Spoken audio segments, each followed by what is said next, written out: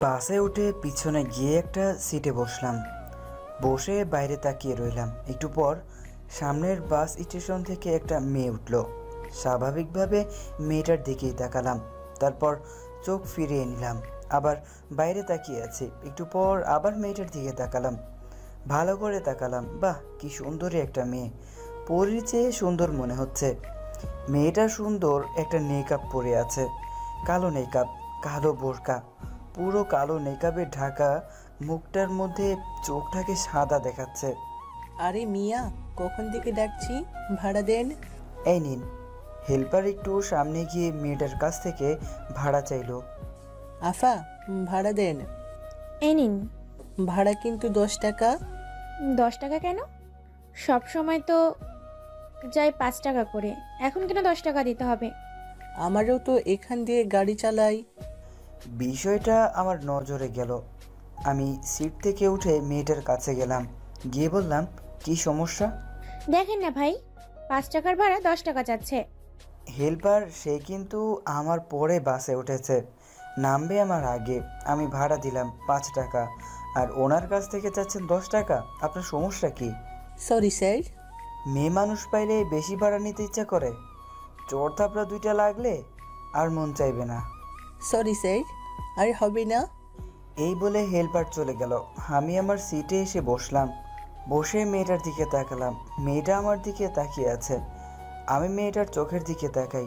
দুজনের চোখ একসাথে হয়। মেয়েটা চোখ সরিয়ে ফেলে। সামনে এক স্টেশনে মেয়েটা নেমে যায়। আমি আনাস, ঢাকাতে থাকি। আসলে ঢাকাই আমার সব। ছোটবেলা থেকে এখানে বাড়ি নরসিংদী। আরেকটা দুঃখের বিষয় হচ্ছে, আমার এই পৃথিবীতে আমার বোন ছাড়া আর কেউ নেই।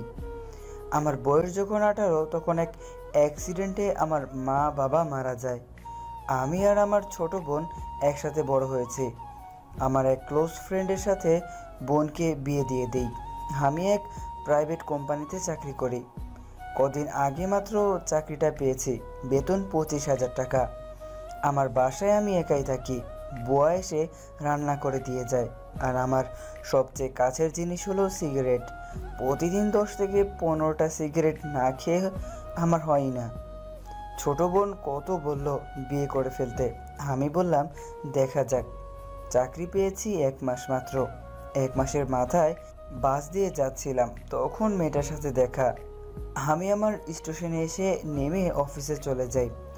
অফিসে আমার কাজ হচ্ছে কাগজপত্র আনা নেওয়া করা।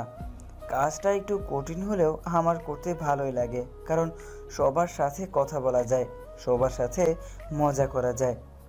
অন্য দিনের মতো কাজ শেষ করে বাসায় চলে আসলাম। আমি ভাবতেছি মেয়েটার কথা। মেয়েটা কি অপরূপ সুন্দর! তার সাথে কি আবার দেখা হবে? ধুর, আমারই ভুল হয়েছে। ধুর, আমারই ভুল হয়েছে। মেয়েটার বাড়ি কোথায় নেমে সেটা দেখার দরকার ছিল। সে কি আর সামনে পড়বে? এই বলে আমি একটা সিগারেট ধরিয়ে খেতে থাকি। পরের দিন আমি বাস দিয়ে যাই। না, মেয়েটা আর বাসে উঠলো না। এভাবে আরও 15 দিন চলে যায়। আস্তে আস্তে তার চেহারাটা মন থেকে উধাও হয়ে যাচ্ছে। 15 দিনে যতবার বাসে উঠেছি, 1 সেকেন্ডের জন্য ওই মেয়েটার কথা মনে পড়েছে। 16তম দিনের মাথায় আমি বাস দিয়ে যাচ্ছি। বাসে ঠিক মাঝখানে বসে আছি। যে স্টেশন থেকে মেয়েটা উঠেছিল, সেই স্টেশন থেকে একটা মেয়ে উঠলো বাসে। আমি স্বাভাবিকভাবে মেয়েটার দিকে তাকাই। তাকিয়ে চোখ ফিরিয়ে নেই। আমার কি যেন মনে পড়লো। আবার তাকাই মেয়েটার দিকে। ভালো করে তাকাই। আমার মুখটা উজ্জ্বল হয়ে যায়। আরে, এ তো ওই মেয়েটা। মেয়েটা আস্তে আস্তে আমি যেই সিটে বসলাম সেই সিটের সামনে এসে দাঁড়ালো। বাস ভর্তি মানুষ, কোনো সিট খালি নেই। এবার ভালো করে মেয়েটাকে দেখলাম। মনে হয় হাঁপাচ্ছে। আজকে মেয়েটা আগের ড্রেস পরে আসে, তাই চিনতে কষ্ট হলো না। আমি সিট থেকে উঠে বসলাম। আপনি এখানে বসুন। না, আমি ঠিক আছি, অসুবিধা নেই, আপনি বসেন। না, প্লিজ বসেন। মেয়েটা আস্তে আস্তে বসলো। বলল, থ্যাঙ্কস। ওয়েলকাম। মেয়েটা বসার সময় আমার সামনে দিয়ে যায়। সে সময় মেয়েটার শরীরের পারফিউমের গন্ধ নাকে আসে। বাহ, কি সুন্দর গন্ধ! আমি কিছুক্ষণ দাঁড়িয়ে মেয়েটার দিকে তাকালাম। দেখে মনে কি যেন ভাবতেছে। আমি বুঝলাম মনে হয় আমাকে চিনতে পারছে। কাছ থেকে বুঝতে পারলাম মেয়েটার বয়স 25 থেকে 26-এর ভেতরে হবে, আমার থেকে বড়। ধুর, এখন কি হয়েছে, ভালো লাগছে সেটা বড় কথা। রাসূলুল্লাহ সাল্লাল্লাহু আলাইহি সাল্লাম তো 25 বছর বয়সে 40 বছর মেয়ে খাদিজা রাদিয়াল্লাহু তাআলা আনহাকে বিয়ে করেছে। এসব চিন্তা আমি করতেছি? এই যে একটু সাইড দিবেন। শিওর শিওর, আজকে মেয়েটা কোথায় যায় সেটা আমি দেখবই। তাই আমিও নেমে যাই। মেয়েটার পেছনে নেমে এক দোকানে গিয়ে সিগারেট কিনে ধরাইলাম আর মেয়ের দিকে চোখ রাখতেছি। দেখলাম মেয়েটা একটা রিকশায় উঠলো। আমি একটা রিকশা ডাক দিয়ে বললাম, রিকশা যাবেন? যাব। কোথায় যাবেন? সামনের রিকশাটা দেখতেছেন না, ওইটা ফলো করেন। ঠিক আছে, ওঠেন। রিকশাওয়ালা ঠিক মতো সামনের রিকশাটাকে ফলো করছে। 10 মিনিট যাওয়ার পর মেয়েটা রিকশা থেকে নেমে একটা ব্যাংকে ঢুকে গেল। আমিও মেয়েটার পেছন পেছন ব্যাংকে ঢুকলাম। দেখি মেয়েটা ব্যাংকের একটা অফিস রুমে গিয়ে চেয়ারে বসলো। আমি বুঝলাম তাহলে মেয়েটা এখানে কাজ করে। ঘড়ির দিকে তাকিয়ে অফিসের আর 5 মিনিট বাকি দেখলাম। আমি তাড়াতাড়ি অফিসে যাই। অফিসে গিয়ে কাজ শেষ করে ব্যাংকে আসলাম। গিয়ে একটা ফর্ম নেই ব্যাংকে অ্যাকাউন্ট খোলার জন্য। ফর্ম ফিল আপ করে বললাম কোথায় জমা দিব। ওইখানে আমি সেখানে গেলাম। গিয়ে ছেলেটির দিকে তাকালাম। আমি বললাম, এই নেন স্যার। স্যার না, ভাই বলবে। ওকে। ভাই আমাকে কিছু প্রশ্ন জিজ্ঞেস করলো, পরে বলল, এই যে অফিস রুমটা দেখছেন, সেখানে গিয়ে দেখবেন একটা মেয়ে বসে আছে, তার কাছে এটা জমা দিবেন। কথাটা শুনে আমার মুখটা উজ্জ্বল হয়ে গেল। আরে, এ তো ওই অফিস রুম যেখানে আমার ভালো লাগার মানুষটা বসে আছে। আমি ফর্মটা নিয়ে সেই অফিস রুমের সামনে গেলাম। গিয়ে দেখি সে চুপচাপ বসে আছে। আমি বললাম, আসসালামু আলাইকুম, আসতে পারি? ওয়ালাইকুম আসসালাম, আসেন এখানে বসেন। আমি বসে মেয়েটাকে ফর্মটা জমা দিলাম। মেয়েটা বলল, সব ঠিক আছে, এইখানে একটা স্বাক্ষর দেন। আমি মেয়েটার মুখের দিকে তাকিয়ে আছি। মেয়েটা কি বলল সেই দিকে কোনো খেয়াল নেই। কাছ থেকে তোমাকে কত সুন্দরী দেখাচ্ছে। ইস, তোমাকে মেকআপে ঢাকা মুখে কত সুন্দরী লাগছে। আর না জানি তোমার চেহারা কত সুন্দর হবে। তোর সেটাই তো জানা হলো না, তুমি কি বিবাহিত নাকি অবিবাহিত? এই যে হ্যালো মিস্টার, কি ভাবছেন আর কাকে এইভাবে দেখছেন? এই যে হ্যালো। মেয়েটার কথায় আমি জগতে ফিরে আসি। আপনাকে দেখছি। সরি, কাকে দেখছেন? বললাম তো আপনাকে। সরি কেন? ভাবলাম একটু প্রশংসা করে। ভাবতেছিলাম একটা মেয়ে তো সুন্দরী হয় কি করে। কোন মেয়ে? জি, আপনি। থ্যাঙ্কস, আপনাকে কোথাও যেন দেখেছি। কোথায়? এমন ভাব ধরলাম যেন কিছুই জানি না। মেয়েটি কিছুক্ষণ ভেবে বলল, মেবি বাসে। ও, মনে পড়েছে। তাহলে ওই মেয়েটা আপনি ছিলেন? থ্যাংক ইউ বসার জন্য, সিট দেওয়ার জন্য। ওয়েলকাম। আপনার নামটা জানতে পারি? শিওর, আমি Somaya. And you? Nice name, আমি আনাস। থ্যাঙ্কস। এইখানে একটা স্বাক্ষর দেন। ওকে, আমি স্বাক্ষর দিলাম। আর 2 দিন পর এসে ক্রেডিট কার্ডের অর্ডার দিয়ে যাবেন, আর আপনি ব্যাংকে এখন থেকে লেনদেন করতে পারবেন। ওকে। আমি সুমাইয়ের চোখের দিকে তাকিয়ে চলে আসি। আমার কি যে ভালো লাগছে। মেয়েটা কি সুন্দর ব্যবহার, কথাবার্তা কি সুন্দর। তার চেহারাটা না জানি কত সুন্দর হবে। যেহেতু আমার থেকে বড়, তাহলে বিয়ে করে ফেলতে পারে। তাহলে আমার সব প্ল্যান, এত কষ্ট, সব শেষ হয়ে যাবে এক নিমিষেই। কাকে জিজ্ঞেস করব? ব্যাংকের কাউকে চেনা জানা মনে হচ্ছে না, সবাই হচ্ছে না। না, সুমায়াকেই জিজ্ঞেস করতে হবে। কিন্তু কি করে? বাড়িটা কোথায় জানতে পারলে ভালো হতো। আমি একটা লোককে জিজ্ঞাসা করলাম, ব্যাংক কখন বন্ধ হয়? লোকটা বলল বিকাল 4টায়। তাহলে 4টার সময় সুমায়াকে ফলো করতে হবে। আমি বাসায় চলে আসলাম অন্যদিন ফলো করব বলে। এসে একটা ঘুম দিলাম। সুমায়া ভাবছে, আনাস মনে হয় আমারে ফলো করছে, নাহলে তার সাথে বাসে 2 দিন দেখা, 2 দিনই আমাকে হেল্প করলো। সে কি আমাকে ফলো করে এই ব্যাংকে উপস্থিত হয়েছে? ধুর, একটা ভালো মানুষ সম্পর্কে কি আজে বাজে চিন্তা মাথায় আসছে। আর আমাকে ফলো করলেই বা আর কি হবে? আমার সম্পর্কে যখন ভালো করে জানবে, তখন আর উধাও হয়ে যাবে। তার কারণ আমি বিধবা। বিধবা শব্দটা শুনে পালিয়ে যাবে। হ্যাঁ, সুমাইয়া বিধবা।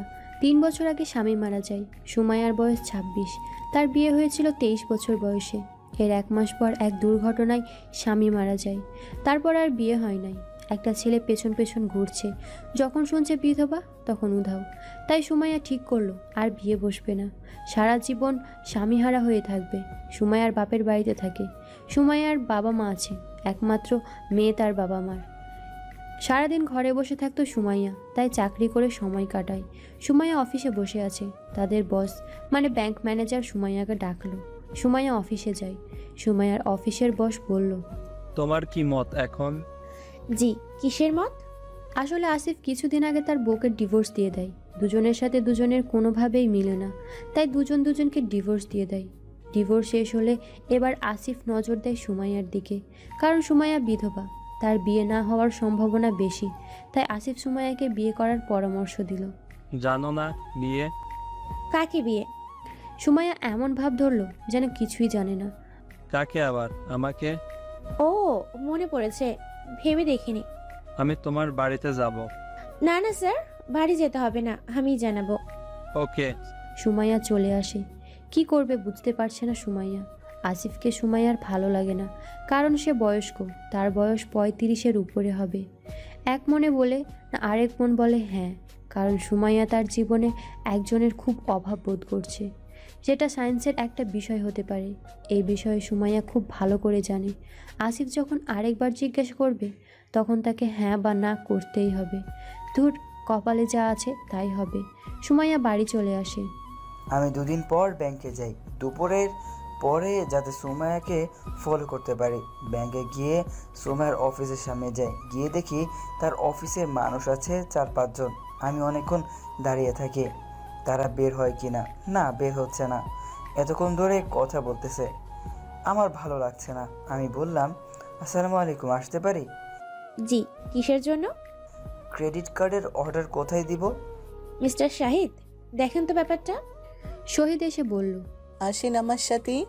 শিওর। দূর, কি ভাবছিলাম আর কি হলো। ভাবছিলাম আমাকে ভেতরে আসতে দিবে, কিছু কথা বলবো, কিছু জিজ্ঞাসা করব। উল্টো আমাকে পাত্তাই দিল না, যেন আমাকে চিনেই না। অসুবিধে নেই, আমি তোমাকে এত তাড়াতাড়ি ছেড়ে দিচ্ছি না। তোমার সব কিছু আমি জানবো। আমি গিয়ে ক্রেডিট কার্ডের অর্ডার দেই আর কিছু টাকা জমা রাখি ব্যাংকে, আর বললো 20 দিন পরে এসে ক্রেডিট কার্ড নিয়ে যেতে। আমি বাইরে গিয়ে একটা দোকানে গিয়ে বসি, গিয়ে সিগারেট ধরিয়ে অপেক্ষা করতে থাকি। 4টার বেশি বেজে যাচ্ছে, কিন্তু বের হচ্ছে না।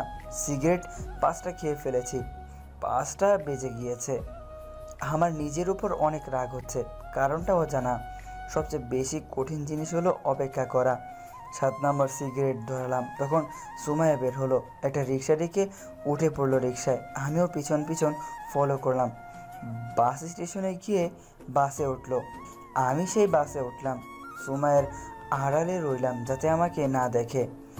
যে স্টেশন থেকে উঠতো সেই স্টেশনে এসে নেমে যাই। আমি যেহেতু জানি, তাই আমি আগেই বাস থেকে নেমে আড়ালে গিয়ে দাঁড়িয়ে থাকি। একটা রিক্সা ডেকে রিক্সায় উঠলো। আমিও একটা রিক্সা উঠি, বললাম ওই রিক্সাকে ফলো করতে। 5 মিনিটের মতো যাওয়ার পর রিক্সা থেকে নেমে যায় সুমাইয়া। আমি দূরত্ব বজায় রেখে নেমে যাই। সুমাইয়া নেমে একটা গলির ভিতরে ঢুকে যায়। আমিও পেছন পেছন ফলো করতে থাকি। ভাবছিলাম সে আমাকে দেখবে না, কিন্তু না, বুঝে ফেললো কেউ তাকে ফলো করছে। তাই হঠাৎ করে পেছনে তাকায়। আমাকে দেখে আমি বাঁচার জন্য মোবাইলে কথা বলার ভাব ধরলাম। সুমাইয়া পেছনে তাকিয়ে দাঁড়িয়ে রইল। সন্ধ্যা নেমে এসেছে, মনে হয় কি যেন মনে করছে। আমি মোবাইলে কথা বলার এমন ভাব ধরলাম যেন সামনে কি আছে তাকে দেখিনি। সুমাইয়া দাঁড়িয়ে রইল। আমি সুমাইয়াকে সামনে দিয়ে চলে যাচ্ছি। এমন সময় সুমাইয়া ডাক দিল, হ্যালো মিস্টার। ফোনটা পকেটে রেখে বললাম, জি, কোনো হেল্প লাগবে? আপনাকে আমি চিনি।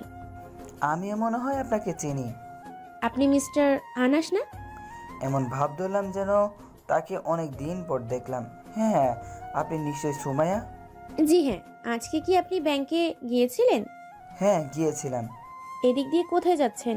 এই তো সামনে। সামনে কোথায়? সামনে তো আর রাস্তা নেই। ওই বাড়িটা দেখছেন না, ওই বাড়িটা আমার ছোট বোনের বাড়ি, ওইখানে যাচ্ছে। মিথ্যা বললাম, কারণ আমার বাঁচার কোনো রাস্তা নেই। কত তলায় থাকে? দ্বিতীয় তলায় থাকে। আপনার ছোট বোনের নাম কি?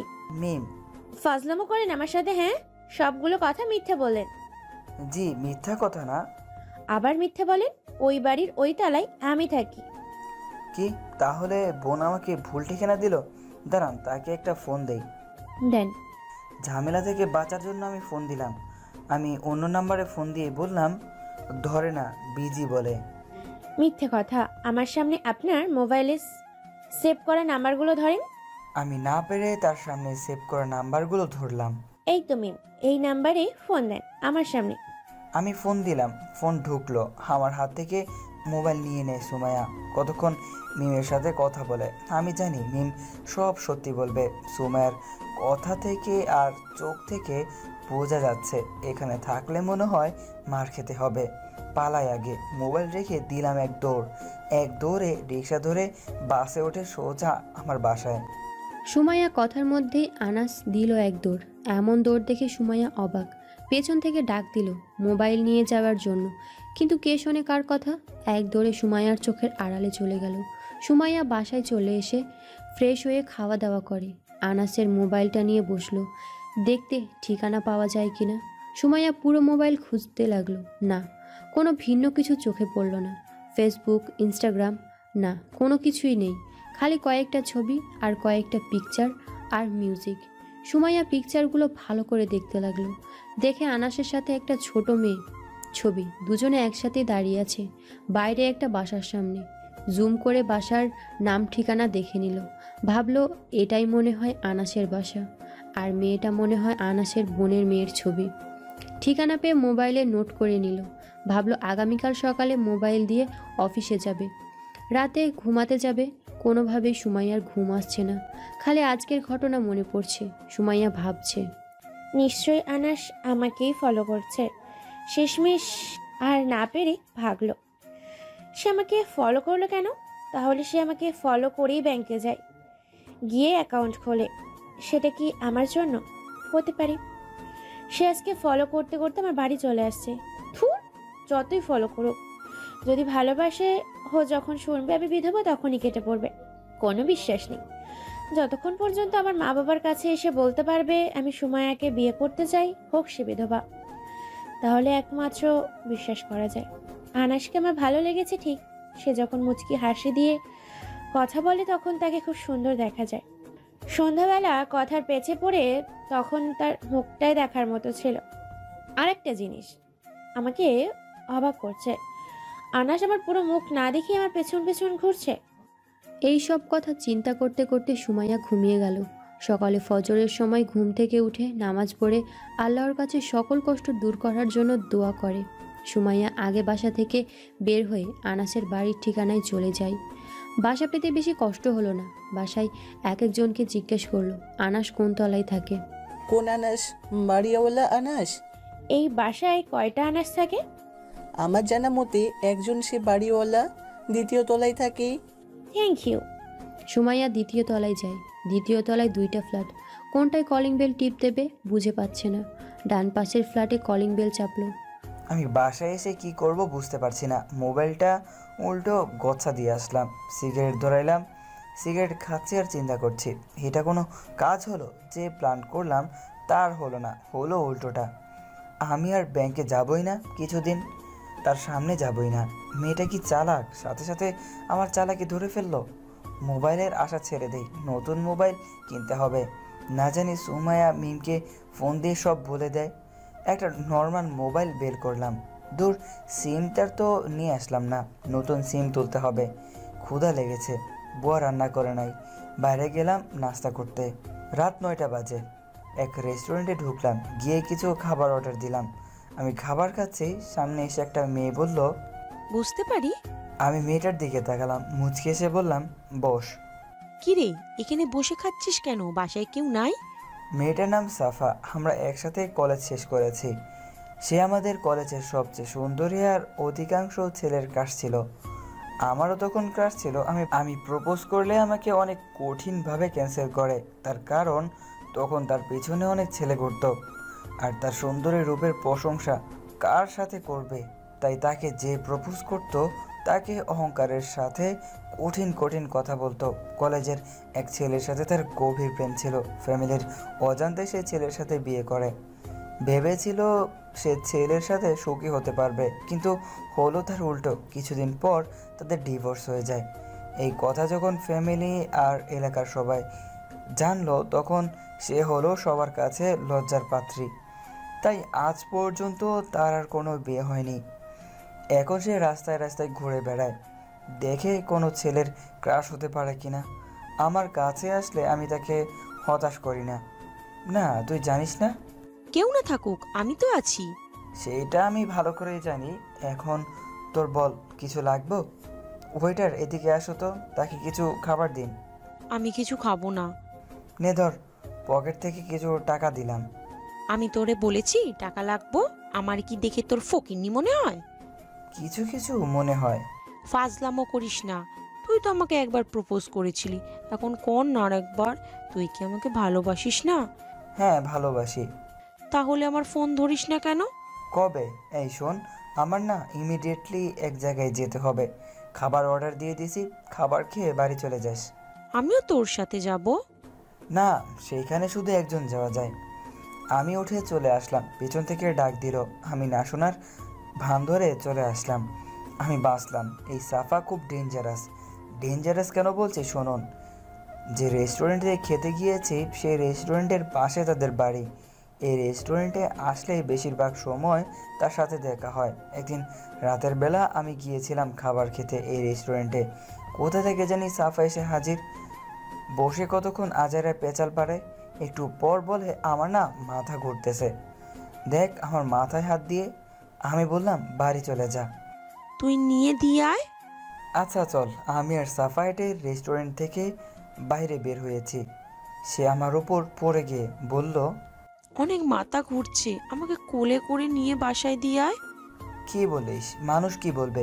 তুই চেষ্টা করলে হেঁটে যেতে পারবি। না, দাঁড়াতে পারছি না, ধর না। আমি না পেরে তাকে কোলে করে বাসায় দিয়ে আসি। আমি জানি সে ভাব ধরেছে, কারণ তার শরীরে কোনো তাপমাত্রা নেই। এরপর থেকে তার নাম্বার ব্লক লিস্টে ফেলেছি, আর খুলি নাই। একটা মেয়েকে প্রপোজ করলে সে যখন কঠিনভাবে ইনসাল্ট করে, তখন তার উপর থেকে এমনিতেই মন উঠে যায়। সেই রকম সাফার উপর। আমি বাসায় এসে একটা সিগারেট খেয়ে ঘুমিয়ে যাই। কলিং বেলের আওয়াজে ঘুম ভাঙে। দরজা খুলে তাকাই, তাকিয়ে আমার চোখ দুটি বড় বড় হয়ে যায়। আমি জীবনে কল্পনা করতে পারিনি এখানে সময় আসবে। আমি এই অবস্থায় তাকে মেনে নিতে পারিনি। সাথে সাথে দরজা লাগিয়ে দিই। আবার সুমায়া বলল, আরে দরজা লাগান কেন? আমি আপনার মোবাইল দিতে এসেছি। ও, 1 মিনিট দাঁড়ান, আমি দরজা খুলছি। আমি শার্ট প্যান্ট পরা ছিলাম। তাড়াতাড়ি শার্ট প্যান্ট চেঞ্জ করে মুখটা ধুয়ে পারফিউম লাগিয়ে দরজা খুললাম। বললাম, জি এবার ভেতরে আসুন। সুমায়া ভেতরে এসে এদিক ওদিক তাকাচ্ছে, কিন্তু কাউকে চোখে পড়লো না। আপনি এই বাসায় একা থাকেন? হুম। আপনার বাবা মা কোথায়? আমার বাবা মা নাই। 5 বছর আগে এক দুর্ঘটনায় বাবা মা দুজনেই মারা যায়। সরি। It's okay. আপনি কি স্মোক করেন? হুম। প্রতিদিন কয়টা? 15-20টা হবে। সেই জন্যই তো একটা বাজে গন্ধ আসছে রুম থেকে। ওয়েট, আমি একটা পারফিউম এনে মেরে দিলাম, এখন আর আসবে না। আপনি কি একাই থাকেন এই ফ্ল্যাটে? হুম। পুরো বাড়ি কার? আমার। তাহলে কি আপনি কিছু করেন না? করি একটা চাকরি। এত বড় একটা বাড়ি থাকতে চাকরি করতে হয়? করি টাইম পাস করার জন্য। Are you married? না। এখন বলেন, আমাকে কেন গতকাল ফলো করছিলেন? আমি আপনাকে ফলো করব কেন? আবার মিথ্যে কথা? বুঝছি সত্যি কথা বলবেন না, তাহলে আপনার মোবাইলও পাবেন না। প্লিজ মোবাইলটা দিয়ে দিন। তাহলে সত্যি কথা বলেন। হ্যাঁ, আমি আপনাকে ফলো করেছিলাম। কেন? সেটার কিছুদিন পরে বলি। কেন? এখন বলেন, কি অসুবিধা? কোনো অসুবিধা নেই, তবে আর কিছুদিন পরে বলবো। ওকে, নিন আপনার মোবাইল। আমি সুমায়ের হাত থেকে মোবাইলটা নিই। একটু বসেন, আমি আসছি। আমি গিয়ে সামান্য খাবার নিয়ে আসলাম। কি দরকার ছিল? আমি খাওয়া দাওয়া করেই বাসা থেকে বের হয়েছি, আমি এখন খেতে পারবো না। না, আপনার খেতেই হবে। আপনি খান, আমি যাচ্ছি। আমি চলে আসলাম, কারণ তার মুখে নেকাব। আর সুমা একটা বেগুনি কালার বোরকা পরেছে, আর গোলাপি কালার একটা ওড়না, মুখে স্কার্ফ পরে আসলো। কি যে সুন্দরী দেখাচ্ছে। আর চোখে কাজল দিয়েছে। তাকে মনে হচ্ছে পরী। কেন জানি মন চাচ্ছে সুমাইয়ার মুখটা দেখতে, তাই আমি পর্দা ফাঁক দিয়ে তাকাই। তাকে আমি যা দেখলাম তা মেনে নেওয়ার মতো না। এত সুন্দর চেহারা, এ তো একটা সাক্ষাৎ পরী। কি সুন্দর চেহারা, মনে হচ্ছে কোনো পরীর কোনো মেয়ে বসে আছে আমার সামনে। আমি তাকিয়ে রইলাম, চোখের পাতা ফেলছি না। আমি মনে মনে বললাম, আল্লাহ তোমার সৃষ্টি কতই না সুন্দর, আর না জানি জান্নাতের হুর কত সুন্দর হবে। মিস্টার আনাস ডাকে আমি হুঁশ ফিরে পাই। আমি সুমাইয়ার সামনে যাই। সুমাইয়া বলল, তাহলে আমি যাই? আপনি তো কিছুই খান নাই। আমি তো বলছি আমি খেয়ে এসেছি, আর পানি তো খাইছি। আপনি কি এখন ব্যাংকে যাবেন? হ্যাঁ। ওকে, আবার আসবেন কিন্তু। আপনি তো আমার বাসা চিনছেন, যে কোনো সময় যাবেন। অবশ্যই যাব। তাহলে আমি উঠি? ওকে চলেন, আপনাকে একটা রিক্সা করে দেই। নো থ্যাঙ্কস, আমি পারবো। চলেন, আমি নিচে গিয়ে সুমাইয়াকে রিক্সা করে দেই। সে চলে যায়। আমি বাসায় এসে রেডি হয়ে অফিসে চলে যাই। অফিস করে বাসায় আসি। আমার খালি সুমাইয়ার কথা মনে পড়ছে। মোবাইলটা নিলাম, নিয়ে মোবাইল টিপতেছি। একটা অচেনা নাম্বার চোখে পড়লো। ফোন দিলাম, কেউ ধরলো না। মিম ফোন দিয়েছিল, ব্যস্ততার কারণে ধরতে পারিনি। এখন ফোন দিলাম। হ্যালো, কেমন আছিস? ভালো। ফোন দিয়েছিলিস কেন? তোর গতকাল সন্ধ্যার মেয়েটা কে ছিল? সুমাইয়া। কে এই সুমাইয়া? জানি না, পরে বলবো। তোরে বলেছে জাকিয়া আসতে? জাকিয়া হচ্ছে মিমের মেয়ে। ওকে, সময় পেলে আসবো, এখন রাখ। আর আগামীকাল কিন্তু তোকে আসতেই হবে। কেন? তুই না, তোরে যে কি করব, আগামীকাল জাকিয়ার জন্মদিন। ওকে, আসবো। আমি ফোন রেখে দিলাম। ফোন রেখে খাওয়া দাওয়া করে গেলাম সুমাইয়ের বাড়ির দিকে। সুমাইয়ের বাড়ির আশেপাশে ঘুরঘুর করতেছি, দেখি ছাদে আসে কিনা, কিংবা বেলকনিতে। না, কাউকে দেখা যাচ্ছে না। আর একটু হেঁটে একটা সিগারেট ধরালাম। সিগারেট খাচ্ছি আর বেলকনির দিকে তাকিয়ে আছি। কোথা থেকে জানি এক লোক এসে বলল, উপরে কি দেখেন? বাড়িটা দেখতেছি। কেন, কিনবেন? এরকম একটা বাড়ি কেনার ইচ্ছে আছে। কিনবেন নাকি? না। তাহলে কি দেখছেন? বাসার সামনে লেখা আছে টু লেট, তাই বাসাটা দেখতেছি ফ্ল্যাট খালি আছে কিনা। বাইরে থেকে কি দেখবেন? ভেতরে চলেন, আছে 2টা ফ্ল্যাট খালি আছে 4 তলায়, চলেন। না, আরেকদিন আসবো, আজকে দেখে গেলাম বাসাটা। আরে চলেন, ফ্ল্যাট ভালো লাগবে। না, অন্যদিন আসবো। আরে চলেন, পরে ফ্ল্যাট বুক হয়ে যাবে। আমি লোকটার জোরাজোরিতে না গিয়ে পারলাম না। আমি 2য় নাম্বার ফ্ল্যাট যে সুমাইয়া থাকে সেটা জানি। লোকটা আমাকে সোজা 4 তলায় নিয়ে গেল, 2টা ফ্ল্যাট দেখালো। লোকটা বলল, কেমন লাগলো ফ্ল্যাট 2টা? খুব ভালো। আপনারা ফ্যামিলি সহ ভাড়া নেবেন? না, আমি শুধু একা। আমি তো ব্যাচলারদের ভাড়া দেই না। না, আমি একাই এক ফ্ল্যাট নিয়ে থাকবো। মনে মনে বললাম, এখান থেকে ছুটতে পারলেই হবে, আমি আর এদিকে নাই। এখন কবে উঠবেন? আর আপনার নাম কি? আমি আনাস আহমেদ। আমি আপনাকে পরে জানাবো, বাড়ি থেকে শিওর হয়ে। তাহলে বাবা, তোমার নাম্বারটা দিয়ে যাও। নাম্বার নেওয়ার কি দরকার, আমি এসেই জানাবো। বাবা, এরকম অনেকে বলে চলে যায়, পরে আর আসে না, তাই আমি তোমাকে হারাতে চাই না। আঙ্কেল, আমি আসবো। আচ্ছা বাবা, তুমি চলো আমার ফ্ল্যাটে, আমার মেয়ের সাথে কথা বলে যাও। আঙ্কেল, কত তলায় আপনার ফ্ল্যাট? 2য় তলায়। না থাক আঙ্কেল, আরেকদিন আসবো। আরে চলো। লোকটি আবার 2য় তলায় আসে, কলিং বেল চাপলো আর সুমাইয়া বলে ডাক দিল। আমি লোকটির পিছনে দাঁড়ালাম। একটা মেয়ে এসে দরজা খুললো। মেয়েটাকে দেখে আমি অবাক হই নাই। মেয়েটা হলো সুমাইয়া, কারণ আমি জানি সুমাইয়া 2য় তলায় থাকে, কিন্তু 2য় তলায় ফ্ল্যাট 2টা। এখন সুমাইয়া কোন ফ্ল্যাটে থাকে সেটা বুঝতে পারছিলাম না। সে মুখে ওড়না দেয় নাই, কারণ তার বাবা ডাক দিয়েছে। সাথে যে আরেকজন থাকবে সেটা হয়তো ভাবে নাই। আমি আবার সুমাইয়ার মুখটা ভালো করেই কাছ থেকে দেখতে পারলাম। সে কি অপূর্ব রূপ, দেখলেই প্রাণটা জুড়িয়ে যায়, মন চায় সারাদিন তাকিয়ে থাকি। আমাকে দেখে তাড়াতাড়ি মাথায় কাপড় দেয় আর মুখ ঢেকে ফেলে। সুমাইয়া, এ হলো আনাস আহমেদ। সে 4 তলায় একটা ফ্ল্যাট ভাড়া নিতে চাচ্ছে, তার সাথে কথা বলতো। বাবা, তুমি ভেতরে যাও, আমি দেখছি। আমি এতক্ষণ সুমাইয়ার বাবার সাথে কথা বলছিলাম। সুমাইয়ার বাবা খুব সরল সোজা মানুষ, বুঝলাম। তুই কথা বল। ওকে, তুমি ভেতরে যাও। সুমাইয়ার বাবা ভেতরে গেলে আমি বললাম, প্লিজ আমাকে ছেড়ে দিন। কেন ছেড়ে দিব? কোন ফ্ল্যাট? ডান পাশেরটা নাকি বাম পাশেরটা? ডান পাশেরটা। এখন বুঝছি আপনি আমাকে ফলো করেই এখানে আসছেন। কে- কে- কে বলেছে? কে বলেছে? আমি আপনাকে ফলো করি না। আমি এদিক দিয়ে যাচ্ছিলাম, তখনই আপনার বাবা আমাকে ধরে নিয়ে এসেছে। প্লিজ আমাকে যেতে দিন। চুপচাপ এখানে দাঁড়িয়ে থাকেন, নইলে কিন্তু বাবাকে ডাক দিব। এখন বলেন কি জন্য আসছেন? আপনাকে দেখতে। আবার বলেন কি জন্য আসছেন? বললাম তো। আমাকে দেখতে কেন? আপনার কি মনে হয়? কেন? আমি ছাড়া কি আর মেয়ে নেই? ওকে, তাহলে আমি ওইসব মেয়ের কাছে যাই, আপনার কাছে আর আসবো না। আমার সম্পর্কে ভালো করে জানেন? না, এত কিছু জানার কি দরকার? আপনাকে ভালো লেগেছে সেটা বড় কথা। কাকে ভালো লেগেছে? কি ভালো লেগেছে? বাবা, উনি বলছেন ফ্ল্যাটটা তার ভালো লেগেছে। ও, তাকে জিজ্ঞেস কর কখন আসবে। আঙ্কেল, ফ্ল্যাটের ভাড়া কত? 30,000 টাকা অগ্রিম 6 মাসে। এত বেশি ভাড়া কেন আপু? আপু? হোয়াট? এত বেশি?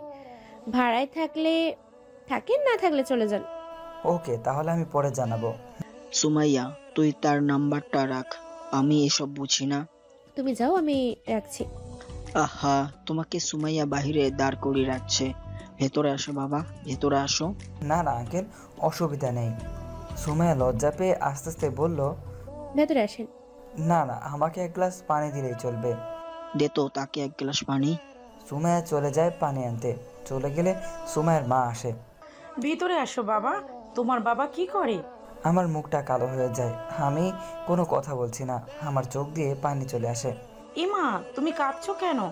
আসলে আমার বাবা মা কেউ নেই। সরি, তোমাকে কষ্ট দিলাম। না না, ইটস ওকে। মা বাবা, তোমরা উল্টাপাল্টা প্রশ্ন করলে খালি ঝামেলা করো। যাও তো এখান থেকে। সুমাইয়ার কথায় ওর বাবা মা দুজন চলে যায়। আমি বুঝলাম সুমাইয়ার বাড়িতে খুব পাওয়ার। আমার চোখে এখনো পানি। দাঁড়ান, টিস্যু আনছি। টিস্যু লাগবে না, আপনার ওড়নাটা দিন, চোখ মুছি। আমার ওড়না ভালো না, আমি টিস্যু আনছি। থাক, লাগবে না, আমি হাতেই মুছে নিচ্ছি। ওকে, নেন। সুমাইয়া আমার আরও কাছে আসে, এসে ভেতরে উকি দিয়ে ওড়নাটা বাড়িয়ে দেয়। আমি ওড়না দিয়ে চোখটা মুছে মুছে আবার দূরে সরে যাই। থ্যাঙ্কস। এই নিন শরবত। আমি তো পানি বলেছি, শরবত বলি নাই। এটা খান, খুব ভালো লাগবে। লেবু শরবত। সুগার দিয়েছেন? আমি সুগার খাই না। প্লিজ এক গ্লাস পানি নিয়ে আসেন। ওকে, দাঁড়ান। সুমাইয়া ভেতর থেকে এক গ্লাস পানি নিয়ে আসে। গ্লাসটা তার হাত থেকে নিয়ে দেখি ফ্রিজের পানি। আমি বললাম, আমার ফ্রিজের পানি খেলে ঠান্ডা লাগে, প্লিজ নর্মাল পানি আনেন। খান, ভালো লাগবে। ঠান্ডা লাগবে। ওকে, দাঁড়ান। আমি ভেতরে ভেতরে হাসতে হাসতে শেষ। কেমন লাগে খাটতে। ভেতর থেকে সুমাইয়ার জোরে আওয়াজ আসলো। আমার আরও হাসি পাচ্ছিল। সুমাইয়া ভেতরে গেলে তার মা জিজ্ঞাসা করলো, কিরে, এভাবে পানির গ্লাস নিয়ে হাঁটছিস কেন? এমন আজব ছেলে আমি আর দেখিনি। লেবুর শরবত খায় না চিনির জন্য, ফ্রিজের পানি খায় না ঠান্ডা লাগবে বলে। দাঁড়া, এবার আমি গরম পানি দিব। না মা, এরকম করিস না। ছেলেটি এতিম, মা বাবা কেউ নাই, যেটা বলে সেটা দে। দিচ্ছি। সুমাইয়া পানি নিয়ে আসে। আমি পানি হাতে নেই। সুমাইয়া বলল, এবার ঠিক আছে? ঠিক না থাকলে আমি আর দিতে পারবো না। আমি পানি খেয়ে বললাম, এবার ঠিক আছে, থ্যাঙ্কস আপু। আমার আপু ডাকাতে সুমাইয়া রেগে গিয়ে বলল, আর একবার আপু বললে তোকে আমি মেরে ফেলবো। কি বলছেন? যা বলার বলছি। গ্লাস দেন। ওকে নিন, আরেক গ্লাস দেওয়া যাবে? না, দেওয়া যাবে না, নিচ থেকে কিনে নিন। ওকে, আমি এখন যাই। চলে যাবেন? ভেতরে আসেন। এতক্ষণ নিতে পারলেন না, এখন চলে যাব এখন বললেন? আমি তো বলেছিলাম। এখন আমি বাবাকে কি বলবো? আমি কি জানি? আপনি কি জানেন মানে? আপনিই তো ঝামেলা করেছেন। আমি ঝামেলা করছি? এখন সলভ করবেন আপনি।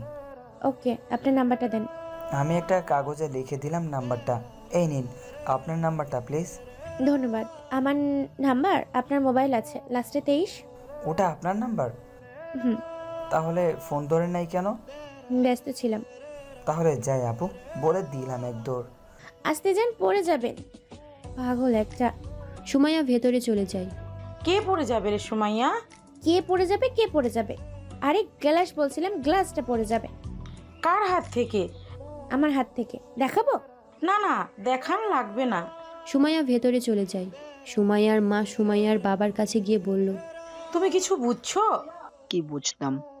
এতক্ষণ দুজন কি কথা বললা? কি কথা বলবে? বাসা নিয়ে কথা বলছে। অন্য কারো সাথে তো বাসা নিয়ে এতক্ষণ কথা বলেন না। কি বলতেছো? কি হয়েছে? দুটো কথা বেশি বললে অসুবিধা কি? যদি আমাদের একটা ফ্ল্যাট ভাড়া নেয় তাহলে একটু বেশি কথা বললে কি অসুবিধা? দূর, তোমাকে কি বোঝাচ্ছি আর তুমি কি বুঝছো? সুমাইয়ার মার রাগ সেখান থেকে চলে যায়। সুমাইয়া এদিকে আনাসের কলের অপেক্ষায় বসে আছে। আনাস কখন ফোন দেবে অপেক্ষা করতে করতে সুমাইয়া ঘুমিয়ে গেল। কোনো ফোন আসলো না। আমি বাসায় এসে ফ্রেশ হয়ে খাবার খেলাম, একটা সিগারেট ধরালাম, ভাবলাম ফোন দিব না, দেখি আমার প্রতি সুমাইয়ের কতটুকু দান, দেখি সে ফোন দেয় কিনা। আমি ফোনের অপেক্ষা করতে করতে ঘুমিয়ে গেলাম। ফোন আসলো না। ভোর 4টার সময় মোবাইল ফোন বাজতেছে। আমি মোবাইল ধরে দেখি অচেনা নাম্বার, লাস্টে 23। হ্যাঁ, কে বলছেন? আমি সুমাইয়া। আপনি এত সকালে কেন? উঠে নামাজ পড়েন। ওকে তাহলে রাখি। ওকে। আর একটু পর ঘুম থেকে উঠে নামাজ পড়ি, আবার ঘুম দেই। ঘুম থেকে উঠে চলে যাই অফিসে। অফিস থেকে আসার সময় সুমাইয়াকে কল দেই। আসসালামু আলাইকুম। ওয়ালাইকুম আসসালাম। কোথায় আপনি? অফিসে। দেখা করতে পারবেন এখন? না, অফিসের শেষে। পারবো। ওকে, তাহলে ঠিকানা টেক্সট করে দিচ্ছি, চলে আসেন। ওকে, আসতে একটু দেরি হবে। দেরি হোক, আমি অপেক্ষা করব। ওকে, আমি আসবো। রাখি তাহলে। বাই। আমি ঠিকানায় গিয়ে অপেক্ষা করতে থাকি। সুমাইয়া বস আসিফ তাকে ডাক দেয় তার রুমে যাওয়ার জন্য। সুমাইয়া তার বসের রুমে যায়, গিয়ে চেয়ারে বসে। আসিফ বলল, এখন বলো তোমার মত। কিসের মতো স্যার? তুমি জানো? মনে পড়েছে। তাহলে এখন বলো। সুমাইয়া চিন্তা করতেছে কি বলবে। এদিকে আনাসকে সুমাইয়া ভালোবাসে, কিন্তু আনাস যদি চলে যায়, সে যে বিধবা এই কথা শুনে এই মুহূর্তে আসিফকে না বলবে, না বললে শেষ। কিন্তু পরে যদি আনাসকে না পাই। আর এইদিকে সুমাইয়ার জীবন একজনের খুব প্রয়োজন। এত চিন্তা ভাবনার কি আছে? ওকে, তুমি চিন্তা ভাবনা করে ডিসিশন নাও। ততক্ষণে চলো আমরা কোথাও ঘুরে আসি। সুমাইয়া আসিফের সাথে ঘুরতে আসে, কারণ সুমাইয়া না করতে পারছে না। আসিফের সাথে অনেকক্ষণ ঘুরে আসিফ তাকে ভালো ভালো জায়গায় নিয়ে যায়, সেগুলো সুমাইয়ার অনেক ভালো লাগে। বিকেলবেলা আসিফ বলল, সুমাইয়া, তোমাকে আমি এখন একটা রেস্টুরেন্টে নিয়ে যাব, যেটা আমার সবচেয়ে ফেভারিট রেস্টুরেন্ট। আসিফ সুমাইয়াকে সেই রেস্টুরেন্টে নিয়ে যায়, গিয়ে এক টেবিলে গিয়ে বসে। সুমাইয়া এদিক ওদিক তাকাচ্ছে। একটা ছেলের উপর সুমাইয়ার চোখ আটকে যায়। ছেলেটা হলো আনাস। সুমাইয়া তাড়াতাড়ি করে ব্যাগ থেকে মোবাইল বের করে মেসেজ চেক করে দেখে আনাস এই রেস্টুরেন্টের ঠিকানা দিয়েছে। আসিফের সাথে থাকায় সুমাইয়া আনাসের মেসেজের কথা ভুলেই যায়। কি করবে সুমাইয়া কিছু বুঝতে পারছে না। সুমাইয়া উপরওয়ালার কাছে সব ছেড়ে দেয়। আমি অপেক্ষায় আছি, দুপুর গড়িয়ে যাচ্ছে, সুমাইয়া আসছে না। ফোন দিব ভেবে দিলাম না, মনে হয় কোনো কাজে আটকে পড়েছে। ফোন দিলে যদি রেগে যায়, সেই জন্য ফোন না দিয়ে অপেক্ষা করতে থাকলাম। বিকাল যখন হয়ে এলো তখন ভাবলাম মনে হয় আর আসবে না, আমি চলে যাব। এমন সময় কেন জানি মনে হলো আর একটু বসে থাকি, আসতেই পারে। আমি ঠিকই বসলাম। সুমাইয়া ঠিকই আসলো, কিন্তু সেটা একা না, অন্য কারোর সাথে, অন্য এক লোকের সাথে। বয়স্ক 40 ছুঁই ছুঁই, মনে হয় স্বামী। আরে তাকে জিজ্ঞাসা করে হলো না তার স্বামী আছে কিনা, সে বিবাহিত কিনা। তাহলে আমি এক বিবাহিত মেয়ের প্রেমে পড়লাম? না না, এ হতে পারে না। তাহলে সুমাইয়া কেন বললো না সে যে বিবাহিত? নিশ্চয়ই কোনো সমস্যা আছে। দেখি সুমাইয়া লোকটার সাথে এসে এক টেবিলে বসলো। নেকআপ পরে তো মুখটা দেখা যাচ্ছে না, নেকআপের উপর থেকে বোঝা যাচ্ছে কোনো চিন্তার আবেশ নেই। মনে হচ্ছে নিজের ইচ্ছায় এসেছে। তাহলে কি আমাকে দেখানোর জন্য এরকম করলো সুমাইয়া? কিন্তু কেন? সে তো আমার সাথে হাসি খুশিভাবেই কথা বলেছে। তাহলে মনে হয় আমি যে ফলো করি সেটা তার ভালো লাগে না, মুখে না বলে সরাসরি দেখিয়ে দিল। এইটাই আমার কপালে ছিল। আসলে আমার কপালটাই খারাপ। জীবনটা ভেবেছিলাম তোমাকে নিয়ে কাটাবো, সে স্বপ্ন আর পূরণ হলো না, উল্টো একটু কষ্ট নিয়ে বেঁচে থাকতে হবে। Bye bye Sumaiya. একটা কাগজ বের করলাম, কাগজের মধ্যে লিখলাম, আপনাকে অনেক ধন্যবাদ আপনার সাথে কিছু সময় কাটানোর জন্য। কিছু কথা ছিল সেটা আর বলা হলো না, অনেক কষ্ট নিয়ে গেলাম। বাই ইতি আনাস। এটা লিখে কাগজটা টেবিলের উপর রেখে চলে আসলাম।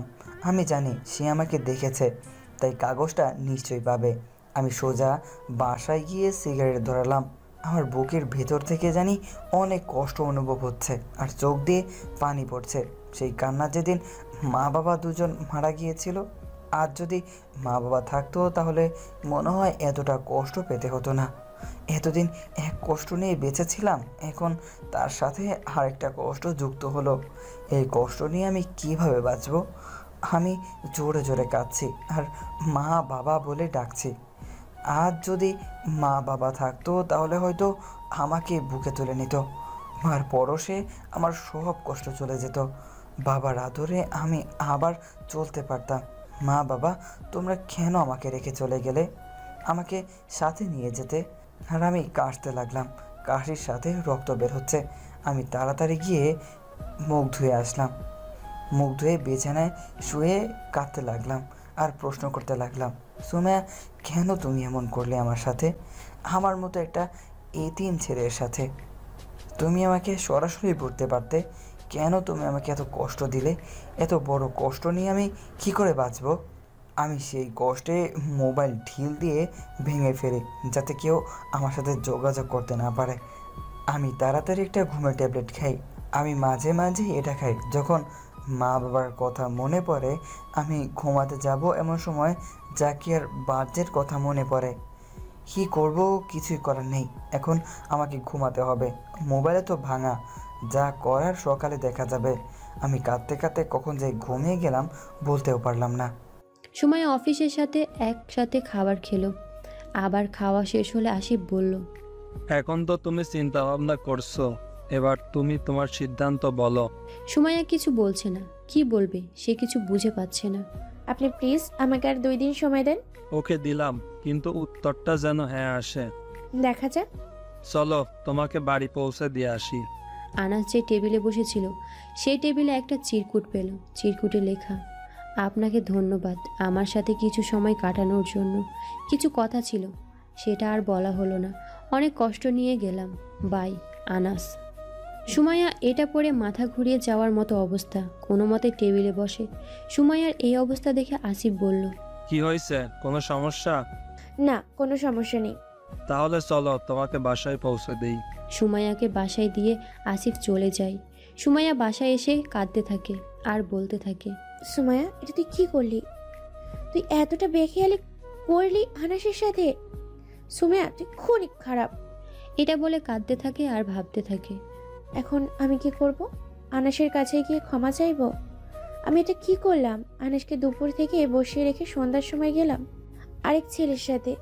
এটা কারো পক্ষে মেনে নেওয়া সম্ভব না। সে কি আর আমার সাথে দেখা করবে? সে তো মনে হয় কেঁদে শেষ। আনাস এমনিতেই অল্প একটু কিছু হলেই কেঁদে দেয়, এখন তো মনে হয় কেঁদে কেঁদে শেষ। আমি এটা কি করে করলাম? আমি একটা এতিম ছেলের মন বুঝতে পারলাম না। সুমাইয়া তাড়াতাড়ি আনাসকে ফোন দেয়, কিন্তু আনাসের মোবাইল বন্ধ। সুমাইয়া অনেক টেনশনে পড়ে যায়। কি করবে সে?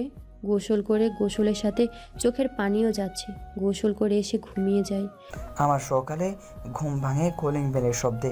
দরজা খুলে দেখি মিম আর জাকিয়া আর মিমের স্বামী মানে আমার ফ্রেন্ড হাসান। দোস্তর কি হয়েছে? গতকাল রাত্রে তোকে কতগুলো ফোন দিলাম, মোবাইল বন্ধ। আর বলিস না, এক মেয়ে খালি ফোন করে ডিস্টার্ব করে, তাই মোবাইল বন্ধ করে রেখে দেই। জাকিয়া মামনি, আসো আমার কোলে। না, আমি তোমার কোলে যাব না। তুমি গতকাল আমার বার্থডেতে যাও নাই। মামনি রাগ করে না, আমার একটু খেয়াল ছিল না। তুই যাস নাই দেখে জাকিয়া কেক কাটে নাই, তোকে ছাড়া কেক কাটবে না। মামনি, এখন আমি তো আছি, চলো কেক কাটি। তাহলে তুই রেডি হয়ে নে। ওকে, তোরা ভেতরে এসে বস। আমি রেডি হয়ে মিমের বাড়ি যাই। সেখানে গিয়ে জাকিয়ার বার্থডে পালন করি। যাওয়ার সময় জাকিয়ার জন্য গিফট কিনে নিয়ে যাই। দুপুর হলে খাওয়া দাওয়া করে এক রুমে বসে আছি। এমন সময় হাসান আসে। হাসান এসে বলল, তুই সত্যি করে বলতো গতকাল কি হয়েছে? কই কিছু না। আমার কাছে গোপন রাখবি? মিমের কাছে বলবো না। তোর রুমে আমি ঘুমের ওষুধ পাইছি আর তোর মোবাইল ভাঙ্গা দেখছি। আমি হাসানকে সব বললাম। এই জন্য থাক দোষ, কষ্ট নিস না, তোর জীবনে আরো ভালো মেয়ে আসবে। না দোস্ত, আমি সুমায়াকে ভালোবাসি। দোষ কাঁদিস না, যা হওয়ার হয়ে গেছে। তুই বললে তোর জন্য মেয়ে দেখবো। না রে, আমি দেখি কি করা যায়। ওকে, তুই ঘুমা।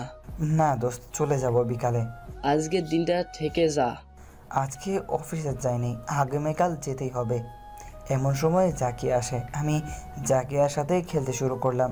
জাকিয়াকে কিছুক্ষণ পড়ালাম, একটু তার সাথে খেললাম, শয়তানি করলাম। কখন যে বিকাল হয়ে গেল। মিম অনেক বলেছে থাকার জন্য। জাকিয়া কাঁদতে কাঁদতে শেষ। আমি বললাম 2 দিন পর আবার আসবো। আমি বাসা থেকে বের হয়ে সোজা গেলাম ডক্টরের চেম্বারে। ডক্টরকে আমার রোগের কথা বললাম। কাশির সাথে রক্ত বের হয়ে আসে। ডাক্তার বললেন, আপনি কি স্মোক করেন? হুম। অতিরিক্ত স্মোক করলে এই রোগ হয়। আপনাকে স্মোক করা বন্ধ করতে হবে। সেটা সম্ভব না ডক্টর, 15 থেকে 20টা তো হবেই। আপনি ডেইলি একটা খেতে পারবেন? সেটা সম্ভব না। তাহলে আমার দ্বারা রোগ নিরাময় সম্ভব না। ওকে, ডেইলি একটা করে খাই। ওকে, তবে হাফ। ওকে। ডাক্তার আমাকে কিছু ওষুধ লিখিয়ে দেয়।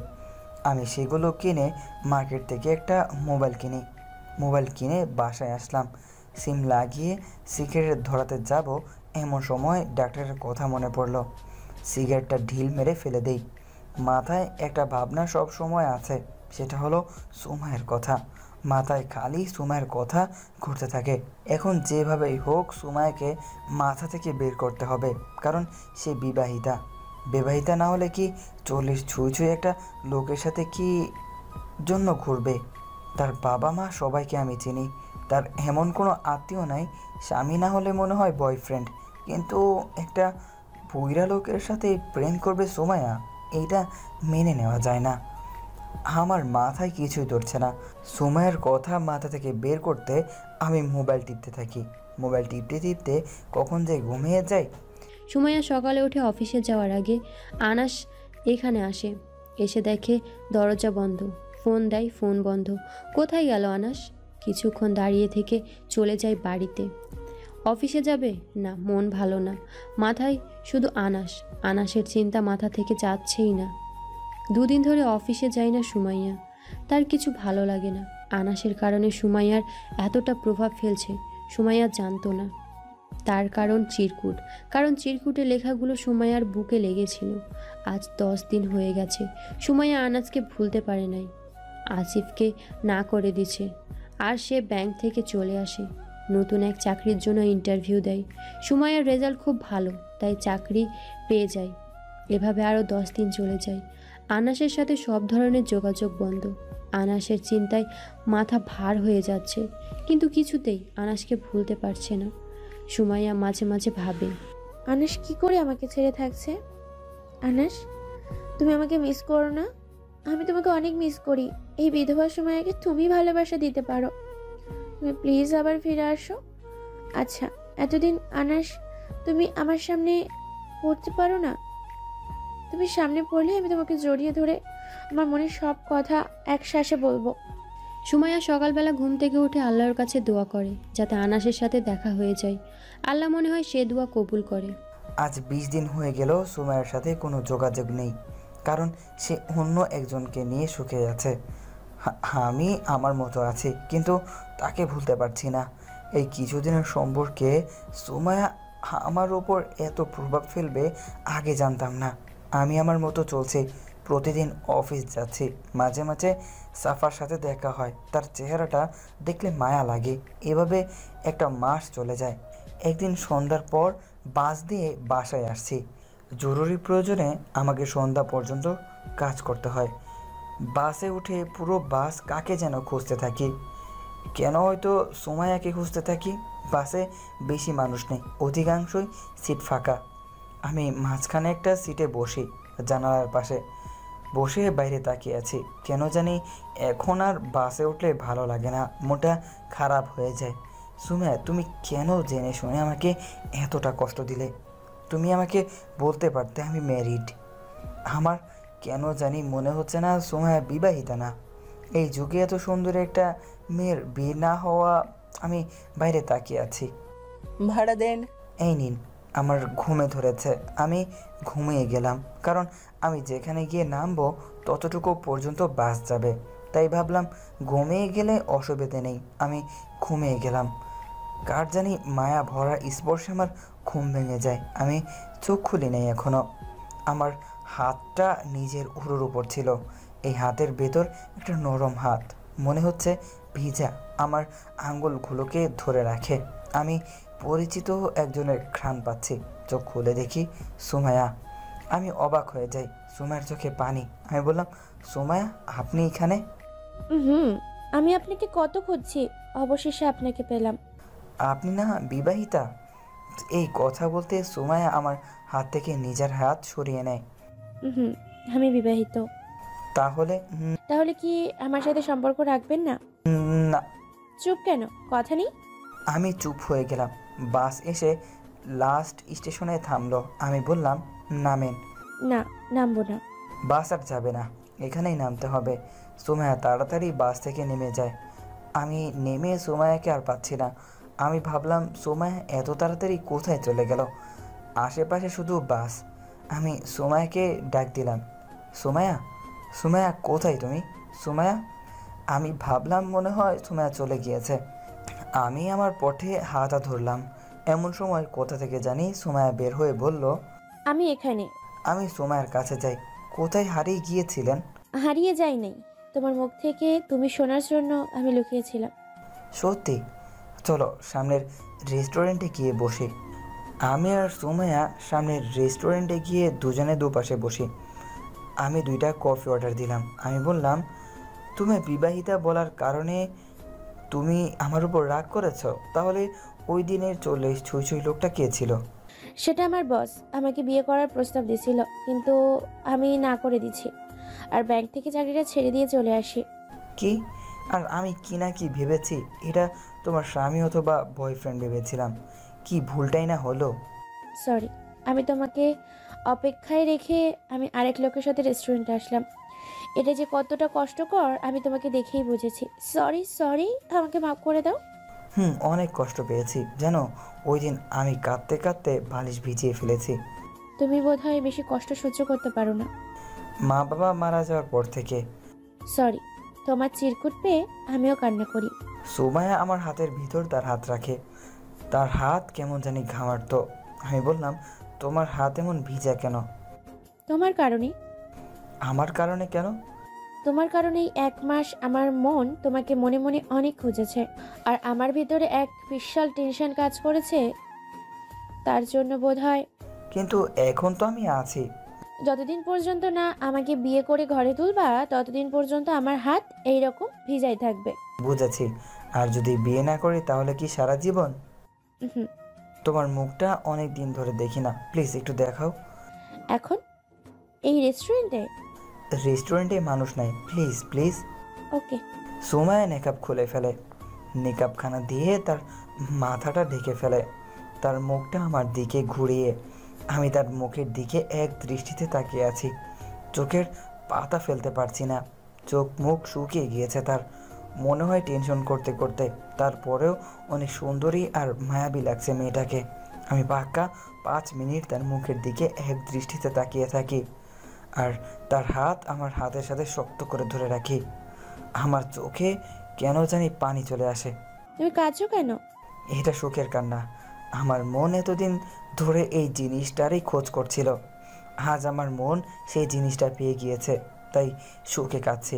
সুমায়া তার হাত দিয়ে আমার চোখের পানি মুছে দেয়। তোমার চেহারার মধ্যে কি এমন আছে যে মন চায় শুধু তাকিয়েই থাকি? সত্যি? ওয়েটার আসলে সুমায়া উল্টো দিকে ঘুরে মেকআপটা ঠিক করে ফেলে। আমার সম্পর্কে তোমার আরো অনেক কিছু জানার আছে। তোমার না আছে কোনো স্বামী, না আছে কোনো বয়ফ্রেন্ড, আছে কি? না। তাহলে আজ এতটুকু থাক, পরে আস্তে আস্তে জানাবো। ওকে। তুমি বোধহয় সিগারেট খাও না। তুমি কি করে এত শিওর হলা? হনুমানে বললাম। খাই, ডেইলি একটা করে। আগে খেতাম 15টা। হঠাৎ এই পরিবর্তন? আমার কাশির সাথে রক্ত আসে, তাই ডক্টর বলল সিগারেট খাওয়া ছেড়ে দিতে। কি সত্যি? এখনো আছে? না। ভালো। আমাকে ছেড়ে চলে যাবে? না, চলো তোমাকে বাড়ি পৌঁছে দেই। চলো। আমি সোমায়াকে বাড়ি পৌঁছে দিয়ে আমি বাসায় চলে আসি। এসে সোমায়াকে ফোন দিয়ে কথা বলা শুরু করলাম। খাওয়া দাওয়া করেছো? খাচ্ছি। কি দিয়ে খাচ্ছ? লাউ আর ডাল। লাউ আমার ফেভারিট। ও তাই? তোমাকে ভিডিও কল দিই? না, আমার শরীরে কাপড় নেই। তো এখন কি হয়েছে? কি হয়েছে মানে? অনেক কিছুই হয়েছে। ও আচ্ছা, আনাস তুমি কি আমাকে মন থেকে ভালোবাসো?